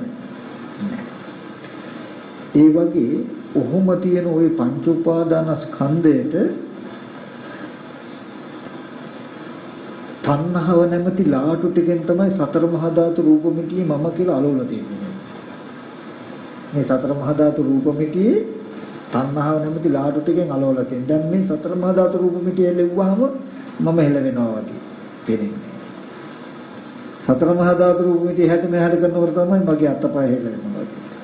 ඔගොල්ලෝ මේ පංච උපාදාන ස්කන්ධයේ උදේවැය බලන්න බාහිර සතර මහා ධාතුවේ කෙනෙක් ඉන්නවා පුද්ගලෙක් ඉන්නවා කියන ගතිය එන්නෙන් අඩු වෙනවා. සතර මහා ධාතුට හිත නැමෙන ගතිය, හිත දැස ගන්න ගතිය අඩු වෙනවා. මනෝමය මට්ටමෙම විසදෙනවා. මෙහෙම තණ්හාව ගෙවුනොත් ගෙවෙන්න අර ලී කැල්ලේ යකඩේ අලෝලා තියෙන ලාටු ටික අයින් වුණොත් සම්පූර්ණම ලීයෙන් යකඩෙන් අර ඉටිකොලේ වෙන් වෙනවා වගේ මේ තමන් කියන ආත්ම භාවයේ සතර මහා ධාතු රූපෙන් සම්පූර්ණ ගැලවෙනවා. එතකොට අත්පය ඇහැ කන ඇති මම මනෝමය මට්ටමට එනවා. මේ සතර මහා ධාතු රූප මිටියට මොනවා වුණත් තමන්ට උනා කියලා නෙවෙයි එකක් නෑ. මේ කන බුන ආහාරයෙන් නිරුද්ධ වෙනවා. හැබැයි ඒකයි ඇසුරු වෙනවා රූප රාග අරූප රාග මානෝද්දච්ච අවිජ්ජා කියන ගති හතර. හය. පහ. ඒ ටිකුල මට්ටමේ ශරීරේ ඇතුළු වෙනවා රූප රාග අරූප රාග මානෝද්දච්ච අවිජ්ජා කියන ගති පහ. එතනද ස්පර්ශ නිසා පහළ වෙන සංඥාවට මම කිව්වා කියලා හිතනකොට මම කියපු අත්දැකීම විඥාණයට තබලා අනාත්ම සංඥාව නිරුද්ධ වෙනව නේද? මේ බලපු විදිහට බල ඉන්නකොට ස්පර්ශ ආහාරයෙන්ද ගැලවෙනවා. එතකොට මත්තේකට යුක්තක්. ඕරම් භාගයේ සංයෝජන කියලා කියන්නේ අවිද්‍යා කර්ම තණ්හාවෙන් හටගන්න මේ පංච උපාදාන ස්කන්ධය ඔගොල්ලෝ නොදන්න නිසා තණ්හාවෙන් සතර මහා ධාතු ඇලිලා මේ තියෙන්නේ. ඒ කියන්නේ ජනිදු කියලා සිහි වෙන්නේ සතර මහා ධාතු රූපය නිසා පහළ වෙන නිමිත්ත ජනිදු මගේ දරුවා කියලා සිහි කළා මෙහෙම හැසිරෙන්න ඕගොල්ලන්ට සතර මහා ධාතු පැත්තට මනස බර වෙනවා. දරුවා ඉන්නේ මෙහි බාහිර කියලා. ඒ කියන්නේ Tamanගේ මනස ඇලෙනවා සතර මහා ධාතුයි. ওই ගති ටික පෙන්වන්නේ සතර මහා ධාතු රූපෙකින්. එතකොට සතර මහා ධාතුට උපස්ථාන කරනවා දරුවා කියලා හිතාගෙන මේ දරුවා කියනදී සිහි කරගෙන සතර මහා ධාතුව රකින්න. ඔය මට්ටමට මේ ටික සිහි වෙනකොට මම කියන හැඟීම මනෝමය තියෙනවා. මම ගැන හිතනකොට මේ සිත නැඹුරු වෙනවා මේ කයට දැස ගන්නවා. මේ කය මම වගේ පේනවා. සතර මහා ධාතු ඇලිලා තියෙනවා. මේකට කියනවා මේ සිතේ තියෙන ගති ටික තණ්හාව යොමු කරගෙන යටට බහින ගති ටික කියන ඕරම් භාගිය කියලා. ඕරම් භාගිය කියලා කියන්නේ යට දිශාවට. සතර මහා ධාතුවේ ඇසුරු කරන මට්ටමට කියනවා ඕරම් භාගිය සංයෝජන. යටට බසින සංයෝජන. සතර මහා ධාතු රූපේ හා බැඳිච්ච සංයෝජන ටික තියෙනවා. ඔය පංච උපාදාන ස්කන්ධයේ උදේවැය බලන්න මේ නිමිති තියෙන තණ්හාව අඩු වෙන්න වෙන්නේ මොකද්ද? මේ විඥානයේ රූපෙට දැසගන්න එක නැහැ.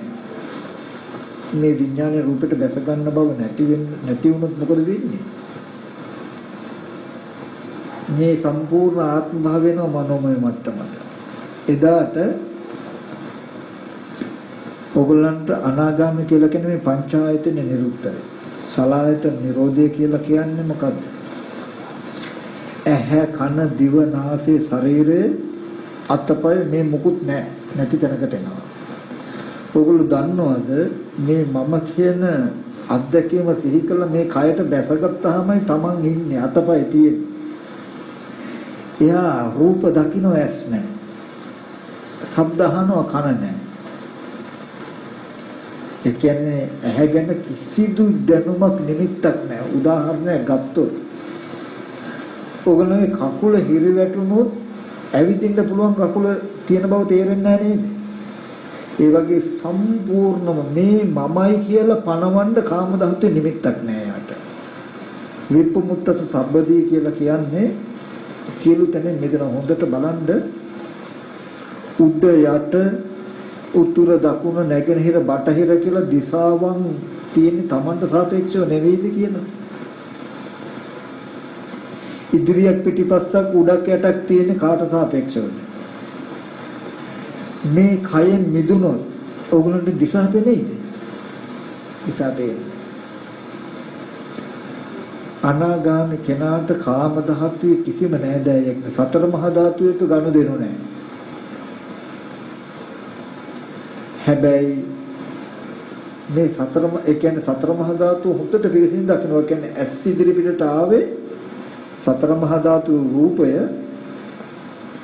තමන්ගේ අවිද්‍යාවේ පැවැත්ම නිසා තණ්හාවේ පැවැත්ම නිසා තමන්ව හදාගත්තා. පුතාව හදාගත්තා. පුතාගේ අම්මව හදාගත්තා. මේ විදිහට ලෝකේ හදාගත්තාම මේ ලෝකෙට කියන පංච උපාදාන ස්කන්ධ ලෝකය. හැබැයි ඒ නිමිති වල තණ්හාවේ යෙදෙන්න තියෙන පාඩුව මොකක්ද? සතර මහා ධාතුවේ බැඳෙනවා. හිතෙන්නේ මේ අපි හිතන දේවල් ඔක්කොම බාහිර තියෙන දේවල් කියලා.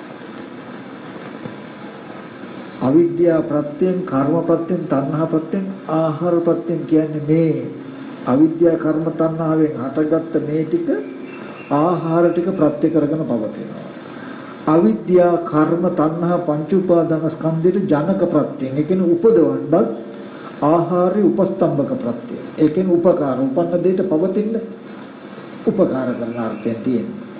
ඒ කියන්නේ දැන් හොඳට ගන්න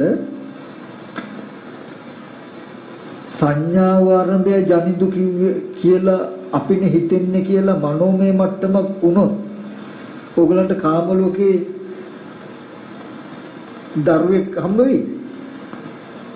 හම්බ වෙන්නේ නැහැ. නමුත් මේ නිමිත්තට ඇති කරගන්න තණ්හාව සතර මහා ධාතුව මත නැමිලා පැවතුනොත් තමයි ඕගලන්ට දරුවෙකු රූපයක් ස්පර්ශ කරන්න පුළුවන් වෙන්නේ.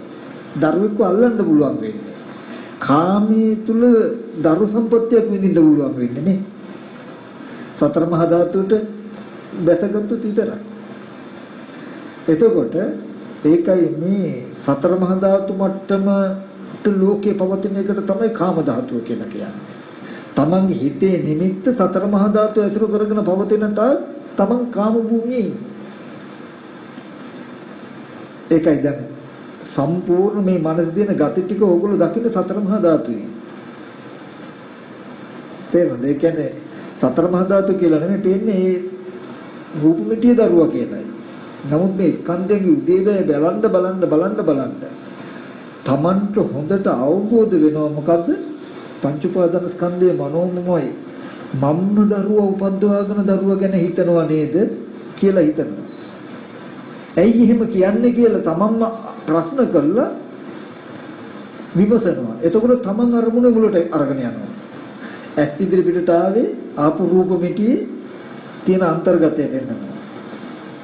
අවකාශ ධාතු අවරාගන් රාශිය වෙලා තියෙන කියලා පෙන්නනවා. ඒ බඳු රූපයක් ඇස් ඉදිරි පිටට යනකොට පහළ වුණේ අනාත්ම පුද්ගල නොවන හැඩසටහනක් පෙවුනේ. ඔය හැඩසටහනට දරුවා කියලා හිතුවේ තමන්මයි. තමන් මේ හැඩේ දරුවා කියලා හිතපු විදිහට විඥාණයෙන් දැනගත්තා. තමන් තුල දරුවා ගැන දැනුමක් ඇති උනේ මෙහෙම නේද කියලා බලන්න සතර මහා ධාතුවට දරුවා කියලා නැමින ගතිය අඩු වෙනවා. කොහොම නොබලනකොට මේ දරුවා කියන නිමිත්ත හදාගත්ත මුල් නිමිත්තට මනස නැමිලා පවතී. ඒකයි මේ වෙන්නේ. ඒකයි මේ සතර මහා ධාතු රූප මිටියම දරුවා වගේ පෙනෙන්නේ. දැන් එතන සතර මහා ධාතුවෙන් ආපු රූප මිටියක් තියෙන තැනක ආපු අනාත්ම සංඥාව අවබෝධ නොවුනකම නිසා ඒ අනාත්ම සංඥාවට මම ආත්ම වශයෙන් හිතලා දැනගත්තේ. මේ ආත්ම වශයෙන් හිතලා දැනගත්ත සිද්ධිය හැදුන හැටි නොදන්නකොට මේ මනසේ හදාගත්ත gati ටික අර අරමුණේ මුල්ම අවස්ථාවට නැමිලා පවතිනවා. ඒකයි මේ වෙන්නේ. තේරුන්නේ නැති කියන්නේ. ඒ කියන්නේ සතර මහා ධාතු රූප මිටි උදාහරණයක් හැටියට සතර මහා ධාතු පඨවි ආපෝ තේජෝ වායෝ කියන සතර මහා ධාතු අවකාශ ධාතු අවරාගන රාශි වෙච්ච රූප මිටියක් මේ. ඔය හැඩේ දකින්නකොට අනාත්ම රූප සංඥාවක් පහළ වෙනවා. හැඩ සටහනක් ඇහැට පෙනෙනවා. මේ හැඩේට වටාපත කියලා මම මේ බලාගෙන හිතන්නේ. වටාපත කියලා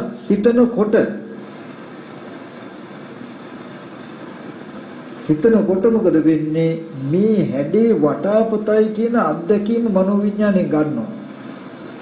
ඇහැව අහකට යනකොට, හිතව අහකට යනකොට, රූපය අහකට යනකොට මේ අනාත්ම සංඥාව නිරුද්ධ වෙනවා. රූප සංඥාව නිරුද්ධ වෙනවා. වටාපත් සංඥාවක් මට හිටිනවා. දැන් මේ ඇස් ඉදිරි පිටට ආවේ රූප සංඥාව. සතර මහා ධාතු රූපේ නිසා රූපයක හැඩසටහනක් වෙනවා රූප සංඥාව. රූප සංඥාවට මම වටාපත කියලා හිතුවොත් මේ හැඩේ වටාපතයි කියන අත්දැකීම මනෝවිඤ්ඤාණයට තබලා රූප සංඥාව නිරුද්ධ වෙනවා. දැන් මගේ ලෝකේ වටාපතක් තියෙනවා. මේ වටාපත හදලා තියෙන්නේ මේ විදියට නේද? තල්කොළ වලින් නේද? මෙහෙමයි මේක මෙච්චර වටිනවා නේද කියලා හිතනකොට මේ නිමිත්තේ ඔන්න වටිනාකම තේරෙනවා. මෙච්චර වටිනවා කියලා තේරෙනවා. මෙච්චර හොඳයි කියලා තේරෙනවා. දැන් හැබැයි තමන් මේක හිතෙන් සිහි කරනකොට දන්නේ නැහැ පෙනෙන වෙලාවේ තිබුණු නිමිත්තට සිහි කළ අත්දැකීමයි මේ හිතින් සිහි කරන්න කියලා දන්නේ එයාට අවිද්‍යාව මුල් වෙනවා මේ පැවැත්මට. එයා දැන් මේ හිතන්නේ පෙනෙන දෙයට හිතෙනවා කියලා හිතාගනයි. ඒ කියන්නේ අරමුණේ මුලට යනවා කියලා කියන්නේ ඉස්සෙල්ලාම ආවේ සතර මහා ධාතුවේ රූප සංඥාව. රූප සංඥාව ආරම්භය වටාපත කියලා හිතනකොටම මේ හැඩේ වතාපතයි කියපු අධ්‍යක්ීම මනෝවිඤ්ඤාණයට ගන්නෝ ඒක මෙයා දන්නේ. අවිද්‍යාව පත්‍ය සංකාර සංකාර පත්‍ය විඥානං වෙලා. නමුත් ඒක දන්නේ. දැන් ඒ දැනගත්ත දේ අරබිය හිතින් හිතනවා. දැනගත්ත දේ අරබිය හිතින් හිතුවට මෙයා හිතාගෙන ඉන්නේ දැනගත්තේ බාහිර දෙයි කියලා. මෙහෙම සිද්ධියක් වෙන සිද්ධිය දන්නේ නැහැ මෙතන. ඒකයි මේ අවිද්‍යාව මුල් වෙනවා කියලා කියන්නේ. වටාපත කියන එක තණ්හාව ඇති වෙන තාක් වටිනාකම ඇති වෙන තාක්ම හිතනවා. හිතනද පෙන්වන්නේ මේ හිතන දේ අයිති බාහිර සතර මහා ධාතු රූපෙටයි කියලා. මෙයාගේ මනසේ වටිනාකම ගෙවෙන්නේ යන්නේ හිත රූපෙට නඹුරු කරන පැත්තටමයි. ඒ හින්දා ආයෙත් හොයන්න යනවා. ඈ හැදිලා හොයන්න ගියාම ආයෙත් පඨවියාපෝ තේජෝ වායෝ කියන සතර මහා ධාතුන් හැදුණු රූප සංඥාවක් ඇස් ඉදිරි පිටට එනකොටම වටාපත මෙච්චර වටිනවා කියන gati ටික වේගෙන් යෙදෙනවා. යෙදෙනකොට මෙයාට හිතෙන්නේ ඇත්ත නෙන්න මේ වටාපත තියෙනවා මෙන්න මේක මෙච්චර වටිනවා කියලා සතර මහා ධාතුව ආරක්ෂා කරනවා. සතර මහා ධාතුව රකින්නවා. සතර මහා ධාතුවේ ඇලිල්ල බැඳිලා ආරක්ෂා කරමින් ඉන්නවා. එතකොට අවියවුද ගන්න වෙනවා, දඬු මුගුරු ගන්න වෙනවා, කලකෝල හල ඇති වෙනවා මේ සතර මහා ධාතුව රකින්න. එයා මේ සතර මහා ධාතුව එක්ක ජීවත් වෙන්නේ කියලා. ඒකයි එයාට වටාපත කියනකොට ඒක මනෝමය දෙයක් වුණොත් මේ ලෝකෙ එහෙම ජීවත් වෙන්න බෑ. කාම ලෝකයක් නෑ එහෙම. නමුත් සංයෝජනයකින් මෙයා ජීවත් වෙන්නේ තණ්හාවෙන්. වටාපත කියනකොට ඒ එක්කම සතර මහා ධාතුව පෙන්වනවා. මේ අරමුණ ඇති කරගත්ත මේ ප්‍රපංච සංඥාව ඇති කරගත්ත අරමුණේ මුල් තැන හිතින් පෙන්නනවා. ඒ කියන්නේ වටාපත කියලා හිතන ටික අයිති මේ පෙනෙන රූපෙටයි කියලා හිතන. ඔන්න ඔය විදිහටයි යම් වෙලාවකදී මේ වස්තුන්ගේ වටිනාකම ඕගලන්ට අඩු වෙනවා. ඕනම දෙයකදී පංච උපාදාන ස්කන්ධي උදේවැය බලන්න. පංච උපාදාන ස්කන්ධي උදේවැය බලන්නේ කොහොමද? දරුවා කියලා සිහි වුණොත් වටිනාකමින් යුක්ත කමක් නැත්නම් ආදරයක් සිහි වුණොත් මේ නිමිත්ත දුක නේද කියලා බලනවා. ඇයි දුක කියන්නේ? දරුවා ලෙඩ වෙලා මහලු වෙලා මැරිලා මේ ඉඳ තියෙන දුක් ටික එනවා මේ කියලා බලනවා. මේ දුක ඇති උනේ කොහොමද කියලා දුක්ඛ සමුදයට යන්නේ. එතන දරුවා කියලා දුක ගෙනත් දෙන මේ නිමිත්ත කවදා හරි දවසක දුක ගෙනත් අද නැතිව කවදා හරි දවසක දුක ගෙනත් දෙන්න පුළුවන් මේ නිමිත්තේ. ඒ නිමිත්ත ඇති වෙච්ච හැටි දුක්ඛ සමුදයට යන්න මුලට යන්න. කොහොමද මේ අරමුණ ඇති වෙන්න ඉස්සෙල්ලාම තියෙන ප්‍රകൃතිම සැබෑම තත්වයට ගිහිල්ලා අර වගේ රූපේ පඨවි ආපෝ තේජෝ වායෝ අවකාශ ධාතු අවරාගන් තියෙන්නේ අනාත්ම බව හිතට හොඳට තහවුරු කරවන්න. බාහිර සතර මහා ධාතුව මේ සතර මහා ධාතුව සමානයි කියලා තහවුරු කරවන්න. එබඳු රූපයක් නිසා රූප සංඥාවක්. රූප සංඥාවක් කියන්නේ හැඩතල පෙනෙන කමක් තමයි ඇති උනේ. ඔතෙන්ටකම් පිළිසිදු. ඒ හැඩේට මම දරුවා කියලා හිතුවාම මේ හැඩේ දරුවගේ කියන අත්දැකීම විඥාණයට අරගෙන අනාත්ම රූප සංඥා නිරුද්ධ වෙනවා. එහෙම නේද මේ දරුවා කියන නිමිත්ත මන් තුල ඇති උනේ කියලා හොඳට හිතනවා. එහෙම හිතනද පෙනුණු පැත්තේ සතර මහා ධාතුව පැත්තේ දරුවා ඉන්නවා කියලා පෙන්නනකම අඩු වෙනවා. තේරෙනවද? ඇයි අරමුණේ මුලට ගිහිල්ලා ඉස්සෙල්ලාම ඇතිවෙච්ච ඇති පෙන්නලා ඉවරලානේ යා බලන්නේ. පෙන්නලා මෙබඳු සංඥාවක් පහළ වෙන තැනක දරුවා කියලා හිතනකොට මම හිතපු දෙයි පෙනුණු හැඩේ දෙකේම අත්දැකීම එකතු කරලා මනෝවිඤ්ඤාණයෙන් ගත්තේ රූප සංඥාව නිරුද්ධ වුණා. දරුවෙක් හදාගත්තේ දරුවා හැදුනේ මෙහෙම නේද කියලා බලනකොට අනිත් පැත්තට බැස ගන්නකම නැහැ. ඒ කියන්නේ ආමගින් යනවා කියලා කියන්නේ මේ දරුවා කියන හැඟීම එනකොට මේ හැඟීම ඇති වෙච්ච පැත්තට යන්න. දරුවා කියලා හොයන්න යන්න එපා. දරුවා කියන හැඟීම දැනුමක් අපි තුල ඇති වුණා නම් ඇතිවෙච්ච ක්‍රමයක් තියෙන්න ඕනේ නේද? ඒ ක්‍රමය හොයාගත්තාම මේකට තණ්හාව යෙදෙන එක නැති වෙනවා. දැන් ඕගලන්ට පැත්තකට ගියොත් වැඩ පොළට ගියොත් දරුවා කියලා සිහි වෙන්න පුළුවන් නේ. හරි. දැන් දරුවා කියලා Taman තුල සිහිවීමක් වෙනවනේ මේ සිහිවීම ඇතිවෙච්ච ක්‍රමයක් තියෙන්න බෑ. අහේතුක වෙන්න බෑනේ. අප්‍රත්‍යක වෙන්න බෑනේ. ඒ දරුවා කියලා ඇතිවෙච්ච ක්‍රමේ හොයන්න යන්න සමුදය ධම්මානුපස්සීවා ඇතිවීම හෝ බලන්න වය ධම්මානුපස්සීවා නැති වෙන හැටි ඇස් ඉදිරියට මේ අනාත්ම සංඥාව ආරම්භය දරුවා කියලා හිතුවේ නැත්තම් මම මෙහෙම නිමිත්තක් ඉන්නේ නෑ නේද වය ධම්මානුපස්සීවා සමුදය වය ධම්මානුපස්සීවා ඇතිවෙච්ච හැටි මෙහෙම නේද නිමිත්ත ඇති උනේ මෙහෙම නොහිතුවනම් මෙහෙම ඇති වෙන්නේ නෑ නේද කියලා බලන්න සමුදය ධම්මානුපස්සීවා කායස්ම විහෙරති වය ධම්මානුපස්සීවා කායස්ම විහෙරති සමුදය වය ධම්මානුපස්සීවා කායස්ම විහෙරති.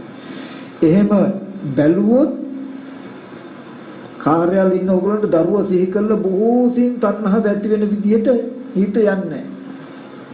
තේරුණා වගේ. අනේ දරුවා මොනෝ වෙලක් දන්නේ නැහැ පරිස්සමෙන් ගෙදරාවක් දන්නේ නැහැ අනුතරක් උනක් දන්නේ නැහැ කියලා සිහි කළ පිච්චෙන්න තියෙන දුක නැහැ.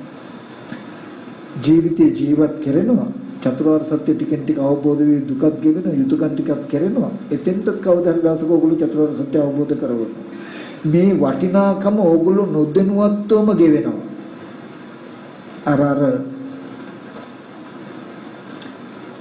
බුදුරජාණන් වහන්සේ මේ සරියුත් මොගලන් මහරහතන් වහන්සේ දවසක් දක්ෂිණගිරි විභංගයට වඩිනකොට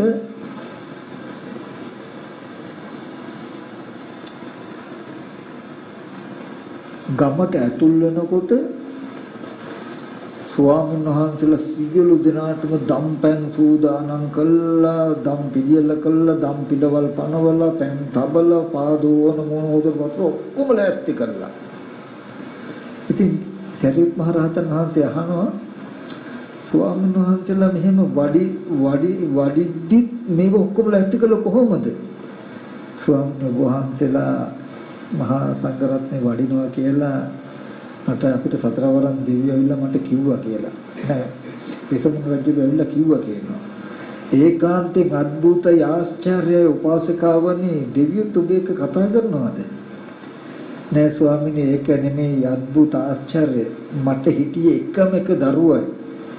අභූත චෝදනාවක් නිසා මගේ ඇස් ඉදිරි පිටම රාජපුරුෂෝ ඒ දරුවා කෑලි කෑලි වලට කපලා මැරුවා. ඒත් මගේ හිතේ දසමයක්වත් වෙනස් වුණේ නැහැ ස්වාමීනි. ඒකයි අద్భుත ඒකයි ආශ්චර්යමත් කියනවා. ඒ වගේ ඇයි ඕගලන්ට මේ සතර මහා ධාතුව පිරිසිඳ දැක්කනම් කවදාවත් සතර මහා ධාතුව මොනවා හරි වුණාට තමන්ගේ හිත වෙනස් වෙන්නේ නැහැ. නමුත් සතර මහා ධාතුව දරුවා කියලා ඉන්න තාක් ඕගලන්ට දුකයි. මේ මෙච්චර බණ ඇහුවත් තණ්හාව ගෙවෙන්නේ නැත්තේ මේ අවබෝධ නැතිකම නිසා. ඒ කියන්නේ තණ්හාව ඇති වෙන නිමිත්ත ගැන තණ්හාව ඇති වෙන ධර්මතාවයේ ඇති විච්ඡහා නැති වෙන හැටි ඕගොල්ලෝ නොදැක්ක නිසා. තේරෙනවද මේ කියන එක? මේක හරිම සුවක්ඛාතයි. එසේ මෙසේ නෙමෙයි එකම එක වතාවක් හොඳටම දුක වෙන අරමුණක් අරගන්න පරිශ්‍රණය කරලා බලන්න. අම්මා හරි තාත්තා හරි කවුරු හරි මරුණු කෙනෙක් සිහි කළ දුක ආවොත් මං කිව්වට හිතෙන් සිහි කළ දුක එනකොටම ඔගොල්ලෝ අරමුණේ මුලට යන්න. මේ දුක ඇති උනේ කොහොමද කියලා දුක්ඛ සමුදය සත්‍යයට යන්න. දුක්ඛ සමුදය තේරුම් ගන්න. ඒ එතකොට පටන් ගන්න අනාත්මේ. ඒ කියන්නේ අපි කියමු තාත්තා සිහි කළා දුක එනකොටම තාත්තා නැරලා තාත්තා සිහි කළා මට අනේ තාත්තා මෙහෙම හිටියනම් කන්න දුන්න බොන්න දුන්න කියලා සිහි වෙලා දුක එනකොටම මේ දුක ඇති උනේ මට තාත්තා කියන කමෙන්ද කොහොමද මේක ඇති උනේ? හොඳට සිහි කළා අරමුණේ මුලට යන්න ඒ ශරීරේ නරුණට කමක් නැහැ. ඒ රූපේ ඒකෙත් කෙස් ලොම් නියදත් හොඳට බලන්න ඕන ප්‍රපංචනකට පඨවි කොටස් 20 පඨවි ධාතුවට සම කළා. ආපෝ කොටස් 12 ආපෝ ධාතුවට සම කළා. තේජෝ කොටස් 4 තේජෝ ධාතුවට සම කළා. වායෝ කොටස් 6 වායෝ ධාතුවට සම කළා. එබඳු සතර මහා ධාතු රූපෙටි අවකාශ ධාතු අවරාගම් තියෙන තැනක මේ ඇස් ඉදිරිපිටට එනකොට අනාත්ම රූප සංඥාවක් පහළ වුණා. ඌ පරිදි පේනනවා. ඒ සංඥාවට තාත්තා කියලා මම හිතනකොට මේ හැඩේ තාත්තා කියලා දැනුමක් මන් තුල ඇති වුණා. ඒ මන් තුල ඇතිවෙච්ච දැනුම උදව් කරගෙන මම තාත්තා ගැන හිතනවා. නමුත් බාහිරේ අනාත්මයි නේද කියලා හොඳට බලන්න. මේ තාත්තා කියන අදහසට පිළිහිලා හිටින්න තැනක් නැහැ. තමන්ම තාත්තව හදාගෙන තාත්තගෙන් දුක් විඳිනවා කියලා තමන්ට තේරෙයි. දුකේ කලකිරීම. ඒ කියන්නේ අපි දුක් විඳිනවා තාත්තා කෙනෙක් ගැන. එයාට මේ ලෝකෙ පිහිටි තැනක් තියෙන්න එපා. පිහිටි භූමියක් තියෙන්න එපා නේද? දැන් අපි අඬන්නේ සමහර විට මේ හිටිය තාත්තා කෙනෙක් ගැනනේ. හිටියනම් පඨවි ධාතුවේද, ආපෝ ධාතුවේද, තේජෝ ධාතුවේද, වායෝ ධාතුවේද, ආකාශ ධාතුවේද ඒ නිසා පහළච්ච සංඥාවක් පහළ වුණා. අවිද්‍යාව පත්‍ය සංකරණේ පටිච්චසමුප්පාදය හම්බ වෙනවා. මේ අනාත්ම සිද්ධිය මේ අවිද්‍යාව නිසා තණ්හාව නිසා කර්ම නිසා තාත්තා හදාගෙන දුක් වෙනව නේද කියන නුවණක් තියෙනවා. තමන්ගේ කෙලෙස් ටික නිසා තමන් දුක් විඳිනවා කියන නුවණක් පහළ වෙයි. දුක උපද්දවාගෙන දුක් විඳිනවා කියන අදහසක් පහළ වෙයි. එයා මේ දුකේ කලකිරෙන දවසක් එනවා. නමුත් මේ දුක තාත්තා කියලා සිහි කළා අනේ කණ්ඩ දුන්න බොණ්ඩ දුන්න කියලා හිතද්දි මේ දුකේ ඇතිවීම පෙන්වන්න නැත්නම් දුක්ඛ සමුදය සත්‍ය බලන්න නැත්නම් ඕගොල්ලෝ සම්පූර්ණ දුක පිහිටි අර්ථයක් වෙනවා තියෙන දෙයක් වෙනවා ඕගොල්ලන්ට. ඇත්තටම හිටිය කෙනෙකුටයි මේ දුක් වෙන්නේ. එහෙම කෙනෙක් හිටියා ඉන්නවා ඉදි වෙනවා. මේ විදිහට බැලුවොත් හිටියෙත් නෑ ඉන්නවත් නෙමෙයි ඉන්නේද නෑ. තුන් කාලෙම මනස මිදෙනවා. මම මේ කියන දේ වෙනදට වඩා බොහෝම සහේතුකයි. ඒ හින්දා ඕනම කෙනෙක් බලන්න නෙළුම් පතක දිය ටිකක් වටන නොරැඳෙනවා වගේ මේ දර්ශනය තියෙන කෙනාට දුක රැඳෙන්නේ නැහැ. හැබැයි යා ප්‍රයෝග කළ යුතුයි. ඒ කියන්නේ දුක ඇති වෙන ගානේ අරමුණේ මුලට ආයතේ ගිහිල්ලා පෙන්නිය යුතුයි. එහෙම නැතුව හිත හිටිය හැකි ඕනතරම් දරුවා ගැන හිත හිටිය හැකි. ඉන්න තා එයාට දුක තියෙනවා. නමුත් නුබෝ දින කළොත් බුදුරජාණන් වහන්සේවත් කිව්වට නෙමෙයි. දුක පංච උපාදානස්කන්ධ දුක්ඛ කියන නුවණ Tamanට පහළ වෙන මේ දුකට හේතුව අවිද්‍යාව තණ්හා කියන හේතුව. අවිද්‍යාව තණ්හා කියන හේතුව නැති වුණු දුක නැති වෙනව නේද කියන නුවණ එනවා.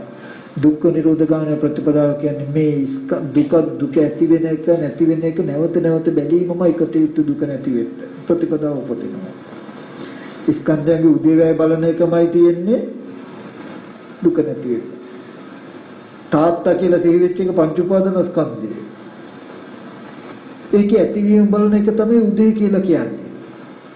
ස්කන්ධයන්ගේ උදේවැය කියන්නේ. අනාත්මෝ පංච මහ භූත රූපයක් ඇස් ඉදිරියට එනකොට අනාත්ම සංඥාව පහළ වෙනවා. ඒ ඇත්ත නොදන්නාකම ඒ සංඥාව අරබය තාත්තා කියලා හිතුවාම ඇත්ත නොදන්නාකමින් තාත්තා කියලා හිතනකොට මේ තාත්තා ගැන දැනුමක් ඇති වුණා නේද? මේ ඇතිවෙච්ච නිමිත්ත මේ දැනුම අවිද්‍යාව නිසා හටගත් එකක් නේද? මොකද ඇහැට උබ්බෙන් එහෙම කෙනෙක් නැහැ. ඇහෙන් ඇතුල් පැත්තේ මේ ලෝකෙ තියෙන්නේ. අවිද්‍යාවෙන් හටගත් එකක්, තණ්හාවෙන් හටගත් එකක්, හිතන වැරද්දෙන් හටගත් එකක්. මේ විසම හැසිරීම නිසා හටගත් එකක් නේද කියන එක තේරෙනවා.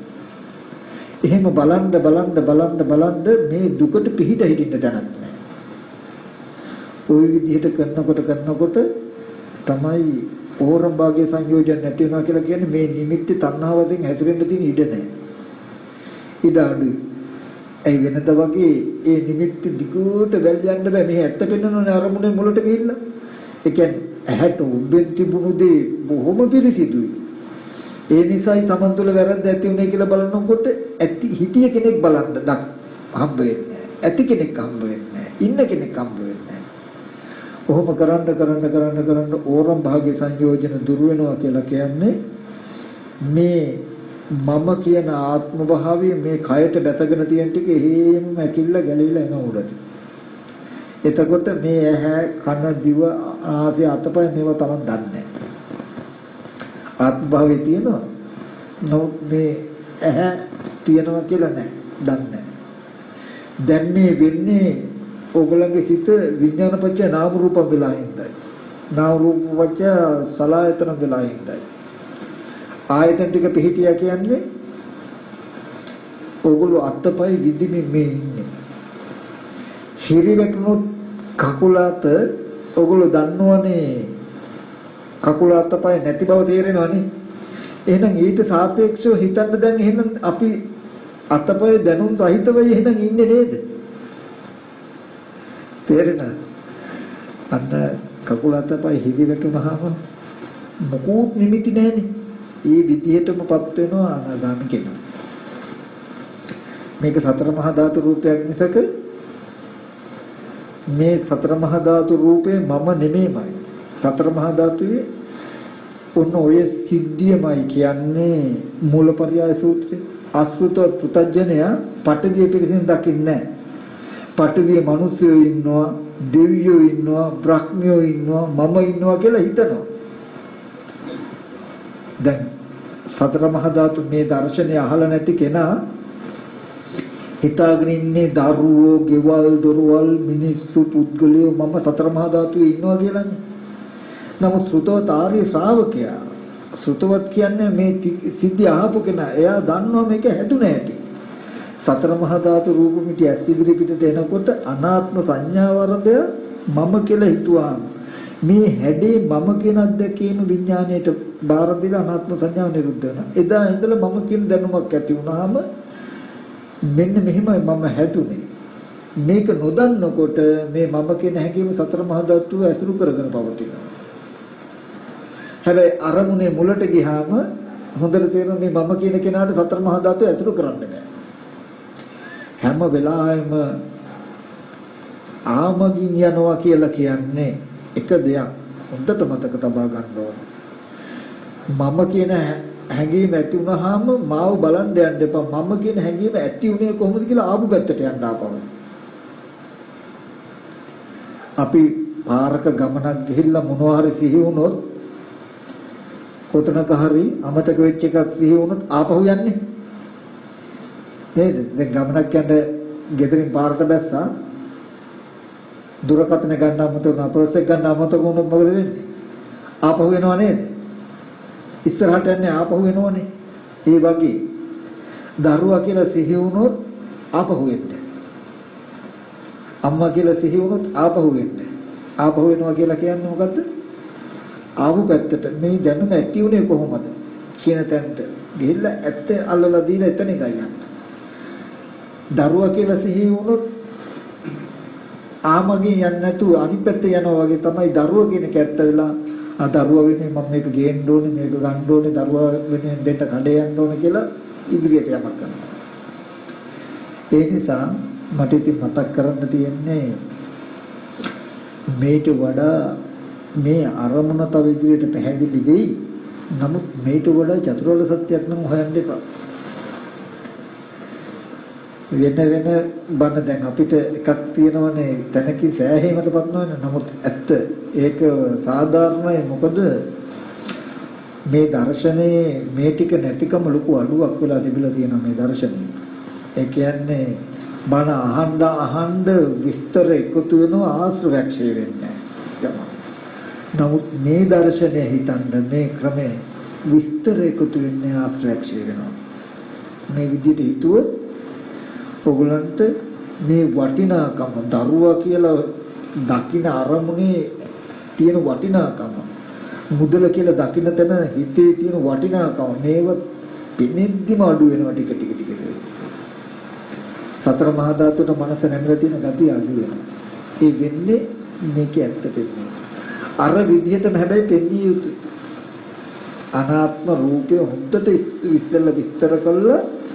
ඉබ්බඳු රූප නිමිත්තක් අනාත්ම නිමිත්තක් ඇස් ඉදිරිපිටට එද්දී ඒක ආරම්භය මෙහෙම හිතපුකම හින්දා හිතනකොට ඒ හැඩේ ආරම්භය හිතපු අත්දැකීම විඥාණයට පවර ගන්නවා. උදාහරණයක් ඇටිර් දැන් මේ ඉදිරියෙන් තියෙන්නේ පංච මහ භූත රූපේ ඇස් ඉදිරිපිටට හම් වෙන රූප සංඥා මේ හැඩේට මම රූපසිංහ මහත්තයා කියලා හිතුවොත් මේ හැඩේ රූපසිංහ මහත්තයා කියන දැනුම මන් තුළ ඇති කළා රූප සංඥාව නිරුද්ධ වෙනවා. එදා ඉඳන් මම රූපසිංහ මහත්තයා කියලා සිහි කරනවා. නමුත් මේක ඇති වෙච්ච හැටි නොදන්නකොට ඇති වෙච්ච මුල් අරමුණට හිත නැමිලා පවතිනවා. සතර මහා ධාතු. ඊගාදවසේ අනාත්ම පංච මහ භූත රූපය ඇස් ඉදිරිපිටට එනකොටම අර මං හිතපු විස්තර ටික ඔක්කොම ආපහු යෙදෙනවා මනසේ. ඒකයි දුක ඇතිවීම කියලා. මේ රූපසිංහ මහත්තයා කියලා මන් තුළ ඇතිවෙච්ච නිමිත්තට තමයි දුක කියලා කියන්නේ. ඇයි? එයා ලෙඩ වෙච්ච, මහලු වෙච්ච, මැරිච්ච දුක හෝ එයා බැනපු මට බැන්නා, මට ගැහුවා, මට දොස් කියපු දුක හෝ ඕන දුකක් එන්න පුළුවන්. ඒ බඳු කෙනෙක් බයින්ද කෙනෙක් හදාගෙන මේ තියෙන්නේ. ඒ හින්දා මේ නිමිත්ත පැවැත්ම දුක. දන්නවා මේ නිමිත්ත දුක. ඒ දුක ඇතිවෙච්ච හේතුව හොයන දුක්ඛ සමුදය සත්‍ය කියන ආපහු යනවා. මෙහෙම සිද්ධියක් වෙනතනක මෙන්න මේ නිසයි. මේ දුක ඇති උනේ අවිද්‍යාව, කර්ම, තණ්හා කියන ටිකෙන්. ඒක සමුදය ධම්මානුපස්සීව. වය ධම්මානුපස්සීව, සමුදය වය ධම්මානුපස්සීව කියන විදිහට ওই විදිහට හැම එකක් ගන්නෙම හිතන්න. හැබැයි මේකට Taman දක්ෂ වෙන්න ඕන. දක්ෂ වෙන කෙනා හිතුවොත් නොබෝ දවසකින් Tamanට ඒකාන්තයෙන් පෙනෙන මට්ටමටම මේ සසර ගෙවන මේ අජරාමර නිවන පෙනෙන මට්ටමටම ලැබෙනවා. සලආයතන නිරෝධය කියන්නේ ස්පර්ශ නිරෝධයෙන් දැකපු දේ නිරුද්ධයි කියලා අනාත්ම සංඥාවේ නිරෝධය ලැබ සිටිනවා. සමන් මේ පංච උපාදානස්කන්ධය උදේවැය බලන්න කෙලෙස් අඩු වෙනවා කියලා කියන්නේ ඇස් ඉදිරි පිටට එන අනාත්ම සතර මහා ධාතු නිසා එන අනාත්ම සංඥාව එහේ අහකට ගන්නකොටම දැකපු දේ නිරුද්ධයි කියන නුවණ එළඹ සිටින ඌ පරිදි නගර හිමියට අල්ලලා දෙන්න පුළුවන් මොනවා. ඇයි මේ කෙනෙක් සිහි කරගන්න හැසිරෙන්නේ නැහැ? සලආයතන නිරෝධී හිත දැස ගන්න. ඉතින් ඔය ටික තමයි මට පොඩ්ඩක් මතක් කරන්න තියෙන්නේ. හැබැයි බොහොම සියුම්, බොහොම ගැඹුරුයි. නැවත මෙනෙහි කරන්න කොච්චර සුවක් හරිද කියලා බලන්න. Tamanට දුක ආපු අරමුණක් අරගෙන සිහි ඇතුව දුක ඇති වෙච්ච හේතුව තියෙන තැනට යන්න ඔය විදිහටම මුලින්ම අනාත්ම බව පෙන්නලා අනාත්ම රූප සංඥාවක් පෙන්නලා අනාත්ම සංඥාව ආරම්භය Taman හිතපු වහම මේ සංඥාවට හිතපු අත්දැකීම විඥානය බාර ගන්නවා. අනාත්ම සංඥාව නිරුද්ධ වෙන මෙන්න දුකේ ආරම්භය. කෙනෙක් හදාගෙන දුක් විඳිනව නේද? ජරා මරණ හදාගෙන විඳිනව නේද කියන උත්තරේ. ලෝකය Taman ඇතුළු හැම දෙයක් මේ සිද්ධිය නොදන්නතාවක් සතර මහා ධාතුන් නිදෙන්නේ. වටිනාකම ගෙවෙන්නේ. ওই සිද්ධිය දැකපු දවසටයි සතර මහා ධාතුන් නිදෙන්නේ. හොඳට තේරෙන කෙනෙකුට මෙහෙම සිහි කරනකොට එයාට මේ ඥාන දර්ශනය එළඹ සිටිනවා. හොඳයි එහෙනම් තේරුවන් තරණයි. ওই ටික තමයි මට කියන්න තියෙන්නේ. ওই ටික බලන්න. ටිකක් මේක ගැඹුරුයි. තව ඉස්සරහට යනකොට මේට වඩා සරල කරන්න පුළුවන් වෙයිද දන්නේ නැහැ බලමු. නමුත් සත්‍ය නම් මේට වඩා වෙනස් වෙන්නේ නැහැ. සත්‍ය අවබෝධයක් නෙතින් මේට වඩා මේ කාරණාව පැහැදිලි වෙයි චතුරාර්ය සත්‍ය මේට වඩා වෙනස් වූ සත්‍යයක් හම්බ වෙන්නේ එච්චරමයි කියන එක මතක් කළ හැකි හැම දිනකට මේ කුසලයේ උතුම් නිවන් දුසම පාරමිතාවක් වේවා කියලා අපි මතක් කරනවා මේ තුලින් රැස්වෙච්ච සියලු කුසලයන් ලෝකයේ සම්බුද්ධ ශාසනයත් ආරක්ෂා කරන විශ්වකාරක සියලු දිව්‍ය මේ පින් අනුමෝදන්ව දෙවියන්ගේ දිවිසුරු වඩා වර්ධනය කරගනිත්වා දිව්‍ය පතන බෝධිකින් උතුම් නිවන සැනසෙත්වා කියලා සාදු කියලා ප්‍රාර්ථනා කරන්න. ඒ වගේම මේ කරගත් සියලු කුසල් මේ කිතර ගෘහාධිපතිතුමා සුදජය සිංහ මහත්මයාගේ නමින් නැසී කලුරිය කළ දෙමාපිය ඇතුළු වර්ග පරම්පරාගත ඥාතීන්ට ඒ මනසා මෙතනගේ ආදරණීය පියා සිරිසෙන යහපත් පැතුමා ඇතුළු වර්ග පරම්පරාගත ඥාතීන්ට ඒ වගේම මෙතන සහ සම්බන්ධ වෙච්ච ඔබ සියලු දෙනාගේම නමින් නැසී මේ පරිලෝකීය සියලු ඥාතීන්ට මේ පින් අනුමෝදන් කරනවා පින් අනුමෝදන්ව සුඛී සුවපත් වේත් නිවනින් සැනසෙත්වා කියලා සාදු කියලා පාරායන මේ සෑම දිනකටත් ජාතියක් ජරාවක් ව්‍යාධියක් මරණයක් ශෝකයක් නැති සදාතනික සැනසෙල්ල ඇති අජරාමර නිර්වාණ සම්පත්තිය මේ ජීවිතින් වහවහාම සාක්ෂාත් කරගන්නට මේ දේශනාව තම තමන්ට පාරමිතාවක්ම ශක්තියක් වේවා කියලා සාදු.